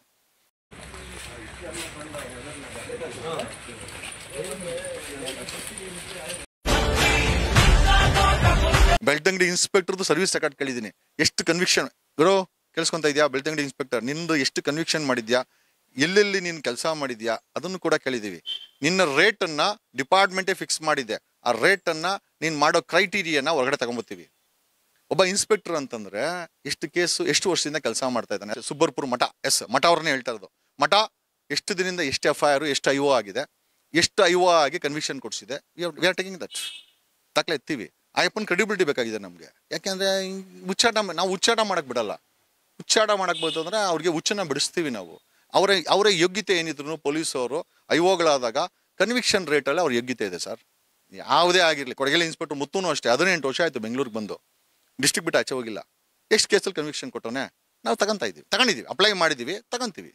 ನಾನು ಇದೇ ದಯಾನಂದು ಬೆಂಗಳೂರಿನ ಸಿಟಿ ಪೊಲೀಸ್ ಕಮಿಷನರ್, ನಾನು ಗೋವಾಲಿದ್ದಾಗ ನನ್ನ ಮೇಲೆ ವಾರಂಟ್ ಆಯಿತು ಅಂತ ಪೊಲೀಸರು ಕರ್ಕೊಂಬಂದ. ನಾನು ಇದೇ ದಯಾನಂದಿಗೆ RT ಅಪ್ಲೈ ಮಾಡಿದೆ. ಆಯ್ತಪ್ಪ, ಎಷ್ಟು ವಾರಂಟ್ಗಳು ಬಾಕಿ ಇದೆ ಬೆಂಗಳೂರಲ್ಲಿ, ಎಷ್ಟು ಪ್ರೊಕ್ಲಮೇಷನ್ ಬಾಕಿ ಇದೆ ಅಂದರೆ 40,000 ಪ್ರೊಕ್ಲಮೇಷನ್, 39,000 ಪ್ರೊಕ್ಲಮೇಷನ್ ಬಾಕಿ ಇತ್ತು. ವಾರಂಟ್ಗಳು 35,000 ಇತ್ತು. 35,000 ಜನ ಇಂಪಾರ್ಟೆಂಟ್ ಆಗಿಲ್ಲ ದಯಾನಂದ್ಗೆ. 40,000 ಪ್ರೊಕ್ಲಮೇಷನ್ ಇಂಪಾರ್ಟೆಂಟ್ ಆಗಿಲ್ಲ. ಜಗದೀಶ್ ಇಂಪಾರ್ಟೆಂಟ್. ನಾನು ಹೇಳಿದೆ, ಇಷ್ಟು ಜನನ ಬಾಕಿ ಇಟ್ಕೊಂಡು ನನ್ನನ್ನು ಗೋವಾಗೆ ಕೊಡಗೇಲಿ ಪೊಲೀಸರು ಕರ್ಕೊಂಬಂದಿದ್ದಕ್ಕೆ ಕಾರಣ ಹೇಳು ಅಂತ ಇಷ್ಟೇ ಕೇಳಿದ್ದು. ಆಮೇಲೆ ವಾಪಸ್ ಹೇಳಿದೆ, ನೀನನ್ನು ಮುಗಿಸ್ತೀನಿ ಅಂತ. ಮೊನ್ನೆ ಸಸ್ಪೆಂಡ್ ಮಾಡಿಸ್ತೀನಿ. ನನಗೇನಂತಂದರೆ ಬಳುವಳಿ ಕೊಟ್ಟರೆ ಬ್ರೀಫ್ ಕೇಸ್ ಕೊಟ್ಟರೆ ವಾಪಸ್ ಬ್ರೀಫ್ ಕೇಸ್ ಕೊಡೋಣ, ಅದು ಬೇರೆ ವಿಚಾರ. ಇಸ್ಕೊಳೋದೇ ಇಲ್ಲ ಅಂದಮೇಲೆ ಬ್ರೀಫ್ ಕೇಸ್ ಕೊಡೋ ಪ್ರಶ್ನೆ. ನನಗೇನಾದರೂ ಕೆಟ್ಟದ್ದು ಕೊಟ್ಟರೆ ಅದನ್ನು ವಾಪಸ್ ಕೊಡೋವರೆಗೂ ನಾನು ನಿದ್ದೆ ಮಾಡಲ್ಲ ಅಂತ ಕಮಿಷನರ್ನ ಬಿಟ್ಟಿಲ್ಲ. PS ಹಗರಣದಲ್ಲಿ 2029 48 ಜನ ಪೊಲೀಸರನ್ನ ಅರೆಸ್ಟ್ ಮಾಡಿದೆ BJP ಅವ್ರು ಇರ್ಬೇಕಾದ್ರೆ. 500 ಕೋಟಿ ಪೊಲೀಸ್ ಸಬ್ ಇನ್ಸ್ಪೆಕ್ಟರ್ ಅಪಾಯಿಂಟ್ಮೆಂಟ್ ಹಗರಣದಲ್ಲಿ 48 ಜನ ಪೊಲೀಸರನ್ನ ಜೈಲಿಗೆ ಕಳಿಸಿದೆ, ಒಬ್ಬ ADGP ಜೈಲಿಗೆ ಕಳಿಸಿದ್ದೀನಿ. ಒಬ್ಬ IPS ರವಿ ಡಿ ಚನ್ನಣ್ಣ ಅವರು ಮೈಕ್ ಇಟ್ಕೊಂಡು ಇದೇ ಥರ ಮೈಕ್ ಇಟ್ಕೊಂಡು ಆಹಾ ಅವರ ಹರಿಕತೆ ಕೇಳೋಕ್ಕಾಗ್ತಾರಿಲ್ಲ. ಇವತ್ತು ಮೈಕು ಮುಟ್ಟಲ್ಲ, ಹರಿಕತೆನೂ ಹೇಳಲ್ಲ. ಕಾರಣ ಯಾಕೆ ಅಂತಂದರೆ ಅವರ ನಿಜವಾದ ಸ್ವರೂಪವನ್ನು ಬಿಚ್ಚಿಟ್ಟಿದ್ದೀನಿ. ನಾನು ಜಾಸ್ತಿ ಮುಟ್ಟಿರೋದು ಬರೀ ಪೊಲೀಸವ್ರನ್ನ, ಈಗಲೂ ಮುಟ್ಟೋದು ಪೊಲೀಸವ್ರನ್ನೇ. ನೀವು ಕರೆಕ್ಟಾಗಿದ್ರೆ ನಾನು ಏನೂ ಮಾಡಲ್ಲ. ಬಟ್ ತಪ್ಪು ಮಾಡ್ಕೊಂಡು ಸಿಕ್ಕಾಕೊಂಡ್ರೆ ಮಾತ್ರ ಖಂಡಿತವಾಗಿ ಇದರ you will land up in jail or NIMHANS hospital, ಎರಡಕ್ಕೆ ನೀವು ಹೋಗೋದು. ಏನಕ್ಕೆ ಅಂತಂದರೆ ನಾನು ಕೊಡೋ ಕಾಟಕ್ಕೆ ನಿಮ್ಮ ಸ್ಟ್ರೆಸ್ಗೆ ನಿಮ್ಯಾನ್ಸ್ಗೆ ಹೋಗ್ತೀರಾ, ಇಲ್ಲ ಬೇಡಪ್ಪ ಒಂದು ಸವಾಸ ಬೇಡ ಅಂತ ಒಪ್ಕೊಂಡು ಜೈಲ್ಗೆ ಹೋಗ್ತೀರಾ, ಎರಡೇ ಹೋಗೋದು. ಆಮೇಲೆ ನೀವು ದಾಳಿ ಮಾಡಬೇಕಾದ್ರೆ ಧ್ವನಿ ಮಾಡುವಂಥ ಹೋರಾಟಗಾರರ ಮೇಲೆ ನೀವು ನಿಯತ್ತಾಗಿರಬೇಕು. ಇಲ್ಲ ಅಂದರೆ ಆ ಬ್ರಹ್ಮಾಸ್ತ್ರನ ವಾಪಸ್ ತಗೊಳಕ್ಕೆ ನೀವು ರೆಡಿ ಇರಬೇಕು. SIT ಒಂದು ಪೊಲೀಸ್ ಸ್ಟೇಷನ್ ಅಂತ ಸರ್ಕಾರ ಹೇಳಿದ ಮೇಲೆ ಆ ಪೊಲೀಸ್ ಸ್ಟೇಷನಲ್ಲಿ ಇಂಟ್ರಾಗೇಷನ್ ಮಾಡ್ಬೇಕಾದ್ರೆ CCTV ಇರಬೇಕಾ ಬೇಡ? ಇವರು ಬೇಡ, ನಮ್ಗೆ ಕೊಡೋದು ಬೇಡ. ಬಾಡಿ ಮೇಲೆ ಕ್ಯಾಮ್ರಾ ಹಾಕೊಬೇಕಾ ಬೇಡ? ಇವರು ಹಾಕೋಣಲ್ಲ. ಈಗ ಫಾರೆಸ್ಟ್ ಡಿಪಾರ್ಟ್ಮೆಂಟ್ ಅವರ ಜುಡಿಷನಲ್ಲಿ ಆ ಬಾಡಿಗಳು ಸಿಕ್ಕಿದ್ದು, ಯಾವುದು ಕಳೆಬರಗಳು ಸಿಕ್ಕಿದ್ದು. ಪ್ರತಿದಿನ ರೇಂಜ್ ಆಫೀಸರ್ ಕೆಲಸ ಏನು? ಗೆಣಸ್ಕೇಳೋದು ಕೆಲಸ ಅವನಿಗೆ. ಎಲ್ಲೊಬ್ಬರು ಗೆಣಸ್ಕೇಳ್ಬೇಕಾ? ಅಲ್ಲಿ ಬಿದ್ದಿರೋಂಥ ಬಾಡಿಗಳು ಗೊತ್ತಿರಬೇಕಲ್ಲ ಅವ್ನು ರೇಂಜ್ ಆಫೀಸರ್ಗೆ. ಈಶ್ವರ್ ಖಂಡ್ರೆ ಅವರಿಗೆ ಪತ್ರ ಬರ್ತಾ ಇದೆ ಕಾಂಗ್ರೆಸ್ ಸರ್ಕಾರದಲ್ಲಿ, ತುಟುಕ್ ಬಿಡುಕನ್ನಲ್ಲ ಈಶ್ವರ್ ಖಂಡ್ರೆ. ಏನಕ್ಕೆ ಅಂದರೆ ಅವರ ಡಿಪಾರ್ಟ್ಮೆಂಟ್ ಯಾವುದು, ಫಾರೆಸ್ಟ್ ಡಿಪಾರ್ಟ್ಮೆಂಟ್ ಅವರ ರೇಂಜಲ್ಲೇ ಕೂಡ ಏನೋ ಬಂಗ್ಲೆಗುಡ್ಡ ಅದೆಲ್ಲ ಅವ್ರ ರೇಂಜ್ ಬರ್ತದೆ. ಆ ರೇಂಜಲ್ಲಿ ನಮಗೆ ಕಳೆಬರ ಸಿಕ್ಕರೆ ರಿಪೋರ್ಟ್ ಕೊಡಬೇಕಾದವನು ರೇಂಜ್ ಆಫೀಸರ್ ಕೊಟ್ಟಿದ್ದಾನ? ಅವನು ಗೊತ್ತಿಲ್ಲದ್ರ ಅಲ್ಲಿ ಕಳೆಬರ ಹೆಂಗಿರೋಕ್ಕೆ ಸಾಧ್ಯ? ಪ್ರತಿದಿನ ರೇಂಜ್ ಆಫೀಸರು ಇನ್ಸ್ಪೆಕ್ಷನ್ಗೆ ಹೋಗ್ಬೇಕಾಗತ್ತೆ, ರಿಪೋರ್ಟ್ ಮೇಂಟೈನ್ ಮಾಡಬೇಕಾಗತ್ತೆ. ಪ್ರಾಣಿ ಸತ್ತಿದೆಯಾ, ಕೊಂಬು ಸಿಕ್ಕಿದೆಯಾ, ಆನೆ ಸತ್ತಿದೆಯಾ, ಜಿಂಕೆ ಸತ್ತಿದೆಯಾ ಅಂತ. ನೀನು ಅದಕ್ಕೋಸ್ಕರ ರೇಂಜ್ ಆಫೀಸರ್ ಅನ್ನೋದು. ನೀನು ಪ್ರತಿ ದಿವಸ ರೇಂಜ್ಗೆ ಹೋಗ್ಬೇಕು ಬರ್ಬೇಕಾದ್ರೆ ಆ ಬಿದ್ದಿರೋ ಕಳೆಬರ ವರ್ಷಾನ್ಗಟ್ಲೆಯಲ್ಲಿ ಬಿದ್ದಿರೋ ಕಳೆಬರ ಫಾರೆಸ್ಟ್ ಡಿಪಾರ್ಟ್ಮೆಂಟ್ ಗೊತ್ತಿರಬೇಕಲ್ವಾ? ಗೊತ್ತೇ ಇಲ್ದಿರ ಹೆಂಗೆ ಸಾಧ್ಯ? ಗೊತ್ತಿದ್ದು ನೀವು ಸುಮ್ಮನೆ ಇದ್ದೀರಾ ಅಂತಂದರೆ ನೀವು ಕರ್ತವ್ಯ ಲೋಪ. ಮತ್ತು ಅಲ್ಲಿನ ಕೊಲೆಗಳಿಗೆ ಅದೇ ಫಾರೆಸ್ಟ್ ಡಿಪಾರ್ಟ್ಮೆಂಟು, ಅದೇ ಧರ್ಮಸ್ಥಳ ಪೊಲೀಸು, ಅದೇ ನಮ್ಮ ಮಠ ಯಾವುದಪ್ಪ ಬೆಳ್ತಂಗಡಿ ಇನ್ಸ್ಪೆಕ್ಟರ್ ಇದ್ದಲ್ಲ ಅವರು ಕೂಡ ಕಾರಣ. ಎಸ್, ಅವರೆಲ್ಲ ಕಾರಣ. ಯಾಕೆಂದರೆ ಇಂಟೆಲಿಜೆನ್ಸಿ ರಿಪೋರ್ಟ್ ಇರಬೇಕಾಗತ್ತೆ. ಬರೀ ಇಂಟೆಲಿಜೆನ್ಸಿ ರಿಪೋರ್ಟ್ ಜಗದೀಶ್ ಅಲ್ಲೋಗ್ತಾನೆ ಇಲ್ಲಿ ಬರ್ತಾನೆ ಅದಲ್ಲ. ಇಂಟೆಲಿಜೆನ್ಸಿ ರಿಪೋರ್ಟು ನಿಮ್ಮ ಜುಡಿಕ್ಷನ್ನಲ್ಲಿ ಏನಾಗ್ತಾ ಇದೆ ಅಂತ ನಿಮಗೆ ಗೊತ್ತಿಲ್ಲ ಅಂತಂದರೆ, ಆಗ್ತಾ ಇರೋಂಥ ಕ್ರೈಮ್ ಗೊತ್ತಿಲ್ಲ ಅಂತಂದರೆ ಅಲ್ಲಿರುವಂಥ ಅಧಿಕಾರಿಗಳು, ಅಲ್ಲಿರುವಂಥ ಆಡಳಿತ ಕ್ರಿಮಿನಲ್ಸ್ ಅಂತ ನಾನು ಹೇಳ್ತೀನಿ. ಬುರುಡೆಗಳು ಬರೀ ಧರ್ಮಸ್ಥಳದಲ್ಲ, ಬೇರೆ ಬೇರೆ ಸ್ಟೇಷನ್ ಹತ್ತಿರ ಕೂಡ ಹೋದ್ರು ಸಿಗುತ್ತೆ ಅನ್ನುವಂಥ ವಿಚಾರದಲ್ಲಿ ಪಬ್ಲಿಕ್ ಟಿವಿಯ ರಂಗನವರು ಹೇಳ್ತಾರೆ. ಅಲ್ಲಿ ನೀವು SIT ರಚನೆ ಮಾಡಿದ್ರೆ ಬರೀ ಧರ್ಮಸ್ಥಳದಲ್ಲಿ ಯಾಕೆ ಅಂತ? ಇಲ್ಲ ಈಗ ರಂಗಣ ಆ ಥರ ಕೂತ್ಕೊಂಡು ಹರಿಕತೆ ಹೇಳೋದು ಬದಲು ರಂಗಣ್ಣನಿಗೆ DK ಫ್ರೆಂಡು, ರಂಗಣ್ಣನಿಗೆ CM ಫ್ರೆಂಡು, ರಂಗಣ್ಣನಿಗೆ ಇಡೀ ಸರ್ಕಾರ, ವಿರೋಧ ಪಕ್ಷ, JDS ಎಲ್ಲರೂ ಫ್ರೆಂಡ್ಸ್ ಇದ್ದಾರೆ. ಬರೀ ಅಲ್ಲಿ ಕೂತ್ಕೊಂಡು ನಮಗೆ ಪುಂಗೋದಕ್ಕಿಂತ ದಯಮಾಡಿ ಹೋಗಿ ಒಂದು ಪತ್ರವನ್ನು ಬರೆದು, ಅವ್ರ ಹತ್ರ ಲಾಯರ್ಸು ಇದ್ದಾರೆ, ಪತ್ರ ಬರೆದು ರಚನೆ ಮಾಡಿಸ್ಲಿ. SIT ರಚನೆ ಮಾಡೋಕ್ಕೆ ಸರ್ಕಾರ ಇದೆ, SIT ರಚನೆ ಮಾಡಿಸ್ಬೇಕಾದ್ದು ರಂಗಣ್ಣನ ಕೆಲಸ. ಬರೀ ಒಂದು ಸಣ್ಣ ನಿಮ್ಮ ಥರ ಚಾನಲು, ನಮ್ಮ ಥರ ಒಂದು ಫೇಸ್ಬುಕ್ಕಲ್ಲಿ ಇಟ್ಕೊಂಡು SIT ರಚನೆ ಮಾಡಿಸಿದ್ವಿ ನಾವೆಲ್ಲ. ಧರ್ಮಸ್ಥಳ ಪ್ರಕರಣಕ್ಕೆ ನೀವು ಕೂಡ ಕಾರಣ, ನಿಮ್ಮ ಚಾನಲ್ಗಳು ಕೂಡ ಕಾರಣ. ನೀವು ಒಂದು ಸ್ಮಾಲ್ ಯೂಟ್ಯೂಬರ್ಸು, ಒಬ್ಬ ಸ್ಮಾಲ್ ಅನ್ನಂಥ ಸಣ್ಣ ವಕೀಲ SIT ರಚನೆ ಮಾಡಿಸ್ಬೋದು ಅಂತಂದರೆ, ರಂಗಣ್ಣ ಶಕ್ತಿ ರಾತ್ರಿ 8 ಗಂಟೆಗೆ ತಮ್ಮ ಶಕ್ತಿ ಪ್ರದರ್ಶನ ಮಾಡ್ತಾರೆ. ಏನಕ್ಕೆ? ಬರೀ ಮಾತಲ್ಲಿ ಬೇಡ ರಂಗಣ್ಣ ಮಾತಲ್ಲಿ ಬೇಡಣ್ಣ, ಒಂದು ಪತ್ರ ಬರೆಯಣ್ಣ, SIT ರಚನೆ ಮಾಡಣ್ಣ, ಆಮೇಲೆ ಸಾಯಂಕಾಲ 8 ಗಂಟೆಗೆ ನಿನ್ನ ಹರಿಕತೆನ ಮಾಡಣ್ಣ. ಒಂದು ದಾಖಲೆ ಕೊಡ್ತೀನಿ, ಒಂದು ನಿಮಿಷ.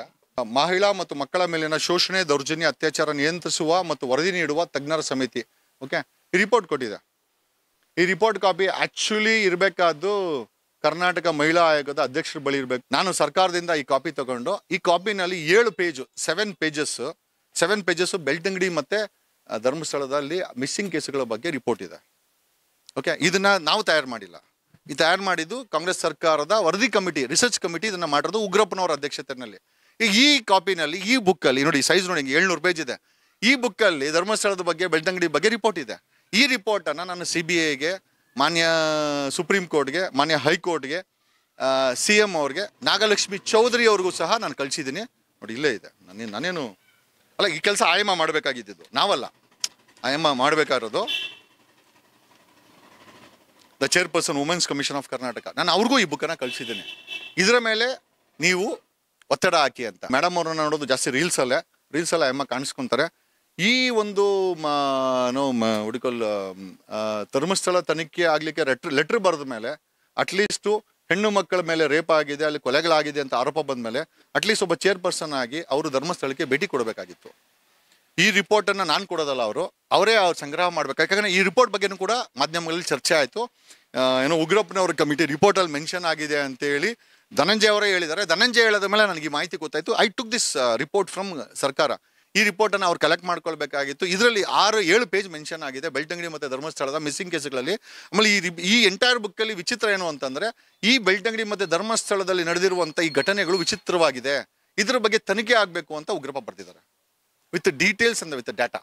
ಸರ್, SIT ರಚನೆ ಮಾಡಬೇಕು ಅಂತ ನಾವೆಲ್ಲ ಬೀದಿಲಿ ಕೂತಿದ್ವಿ. ಸುಪ್ರೀಂ ಕೋರ್ಟಿನ ನ್ಯಾಯಾಧೀಶ, ರಿಟೈರ್ಡ್ ನ್ಯಾಯಾಧೀಶರು ಗೋಪಾಲ್ ಗೌಡ್ರು ಬೀದಿಗೆ ಬಂದರು. ಸಾವಿರಾರು ಜನ ಅಡ್ವೊಕೇಟ್ಗಳು ಬೀದಿಗೆ ಬಂದರು. ಈಗ ಹೆಂಗೆ ಅಂತಂದರೆ, ಸಾವಿರಾರು ಜನ ಅಡ್ವೊಕೇಟ್ಗಳು ನಮ್ಮಂಥವ್ರು ನಿಮ್ಮಂಥವ್ರು ಮಾಡಿದ್ದು ಏನೂ ಲೆಕ್ಕ ಇಲ್ಲ. ಸುಪ್ರೀಂ ಕೋರ್ಟಿನ ನ್ಯಾಯಾಧೀಶರು, ರಿಟೈರ್ಡ್ ನ್ಯಾಯಾಧೀಶರು ಬೀದಿಲಿ ಬಂದಿದ್ದು ಲೆಕ್ಕ ಇಲ್ಲ. ಲೆಟ್ರ್ ಬಂದೇನೋ, ನಾಗಲಕ್ಷ್ಮಿ ಚೌಧರಿ ಲೆಟ್ರ್ ಬರ್ದಿದ್ದು, ಹಂಗಾರೆ ಆಯಮ್ಮನೇನೋ ಮಾಡಿಸಿದ್ದು, ಮತ್ತೆ ಮುಂಚೆನೇ ಮಾಡಿಸ್ಬೇಕಾಗಿತ್ತು. ನಾವೆಲ್ಲ ಬೀದಿ ಬರೋ ಗಂಟೆ ಯಾಕೆ ಸುಮ್ಮನೆ ಇರಬೇಕಾಗಿತ್ತು? ಓಕೆ, ಲೆಟ್ರ್ ಬರೆದ್ರು, ನೀವು ಹೇಳಿದ್ರು. ಎಷ್ಟು ಸತಿ ಭೇಟಿ ಕೊಟ್ಟಿರೋ ಸರ್ ಅವರು? ಎಷ್ಟು ಸತಿ ವರದಿ ತರಿಸ್ಕೊಂಡಿದ್ದಾರೆ? ಈ ವರದಿನ ನಾನು ಕಳ್ಸೋಕ್ಕೆ ಮುಂಚೆ ಅವರು ತಗೊಂಡಿದ್ರೆ ತಜ್ಞರ ಕಮಿಟಿನ ಯಾಕೆ ರಚನೆ ಮಾಡಲಿಲ್ಲ? ಮಹಿಳಾ ಆಯೋಗ ತಜ್ಞರ ಕಮಿಟಿ ರಚನೆ ಮಾಡ್ಬೋದು, ಕೋರ್ಡಿನೇಟ್ ಮಾಡಿಕ್ಕೆ. ಧರ್ಮಸ್ಥಳ ಕೇಸ್ಗೆ ಕೋರ್ಡಿನೇಟ್ ಮಾಡೋಕ್ಕೆ ಬೇಕಾದ್ರೆ ತಜ್ಞರ ಕಮಿಟಿನ ಆಯಮನು ಬೇಕಾದ್ರೆ ಅಪಾಯಿಂಟ್ ಮಾಡ್ಬೋದಾಗಿತ್ತಲ್ವಾ?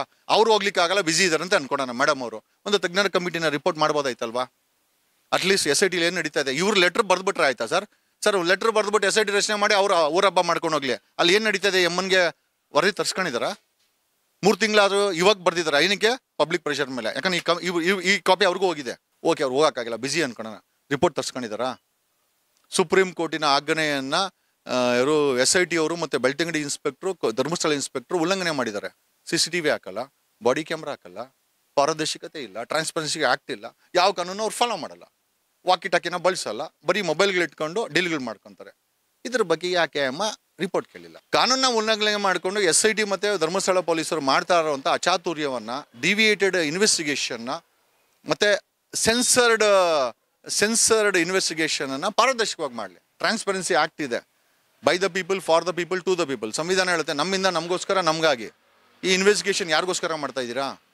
ಪಾರದರ್ಶಕತೆ ಯಾಕಿಲ್ಲ? ಎಷ್ಟು ರಿಪೋರ್ಟ್ ಇದೆ? ಈ ರಾಜ್ಯದ ಉಪಮುಖ್ಯಮಂತ್ರಿ DK ಶಿವಕುಮಾರ್ ಖಾಲಿ ಡಬ್ಬ ಅಂತಾರೆ. ಏನು ರಿಪೋರ್ಟ್ ತರ್ಸ್ಕೊಂಡಿದ್ಯಾ ಗುರು ನೀನು? ನಿನ್ನ ಹತ್ರ ಏನು ರಿಪೋರ್ಟ್ ಇದೆ? Are you home minister? ನಿನ್ನ ಪರ್ಸನಲ್ ಕೆಪಾಸಿಟಿನಲ್ಲಿ ಸ್ಟೇಟ್ಮೆಂಟ್ ಕೊಡ್ಬೇಕಾರೆ ಏನು ರಿಪೋರ್ಟ್ ಇದೆ ನಿನ್ನ ಹತ್ರ? ನೀನು ಯಾಕೆ ಆ ಥರ ಖಾಲಿ ಡಬ್ಬ ಅಂತ ಕೊಡ್ತಾ ಇದೆಯಾ?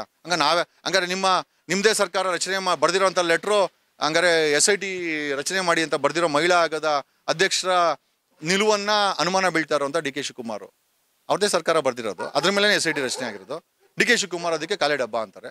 ಹೋಮ್ ಮಿನಿಸ್ಟರ್ ಅದಕ್ಕೆ ಖಾಲಿ ಡಬ್ಬ ಅಂತಾರೆ. ದಿನೇಶ್ ಗುಂಡೂರಾವ್ ಕೇರಳ ಅಂತಾರೆ, ಕೇರಳ ಅವ್ರು ಬಂದಿದ್ದಾರೆ ಅಂತ. ಇವ್ರ ಸರ್ಕಾರದಲ್ಲೇ 3 ಜನ ಸ್ಟೇಟ್ಮೆಂಟ್ಗಳು ಕೊಡ್ತಾರೆ. ಅವಶ್ಯಕತೆ ಇದೆಯಾ? ನೀವು ರಚನೆ ಮಾಡಿರೋ SIT ತನಿಖೆ ಮಾಡಬೇಕಾದ್ರೆ ಈ ಸ್ಟೇಟ್ಮೆಂಟ್ಗಳ ಅವಶ್ಯಕತೆ ಇದೆಯಾ?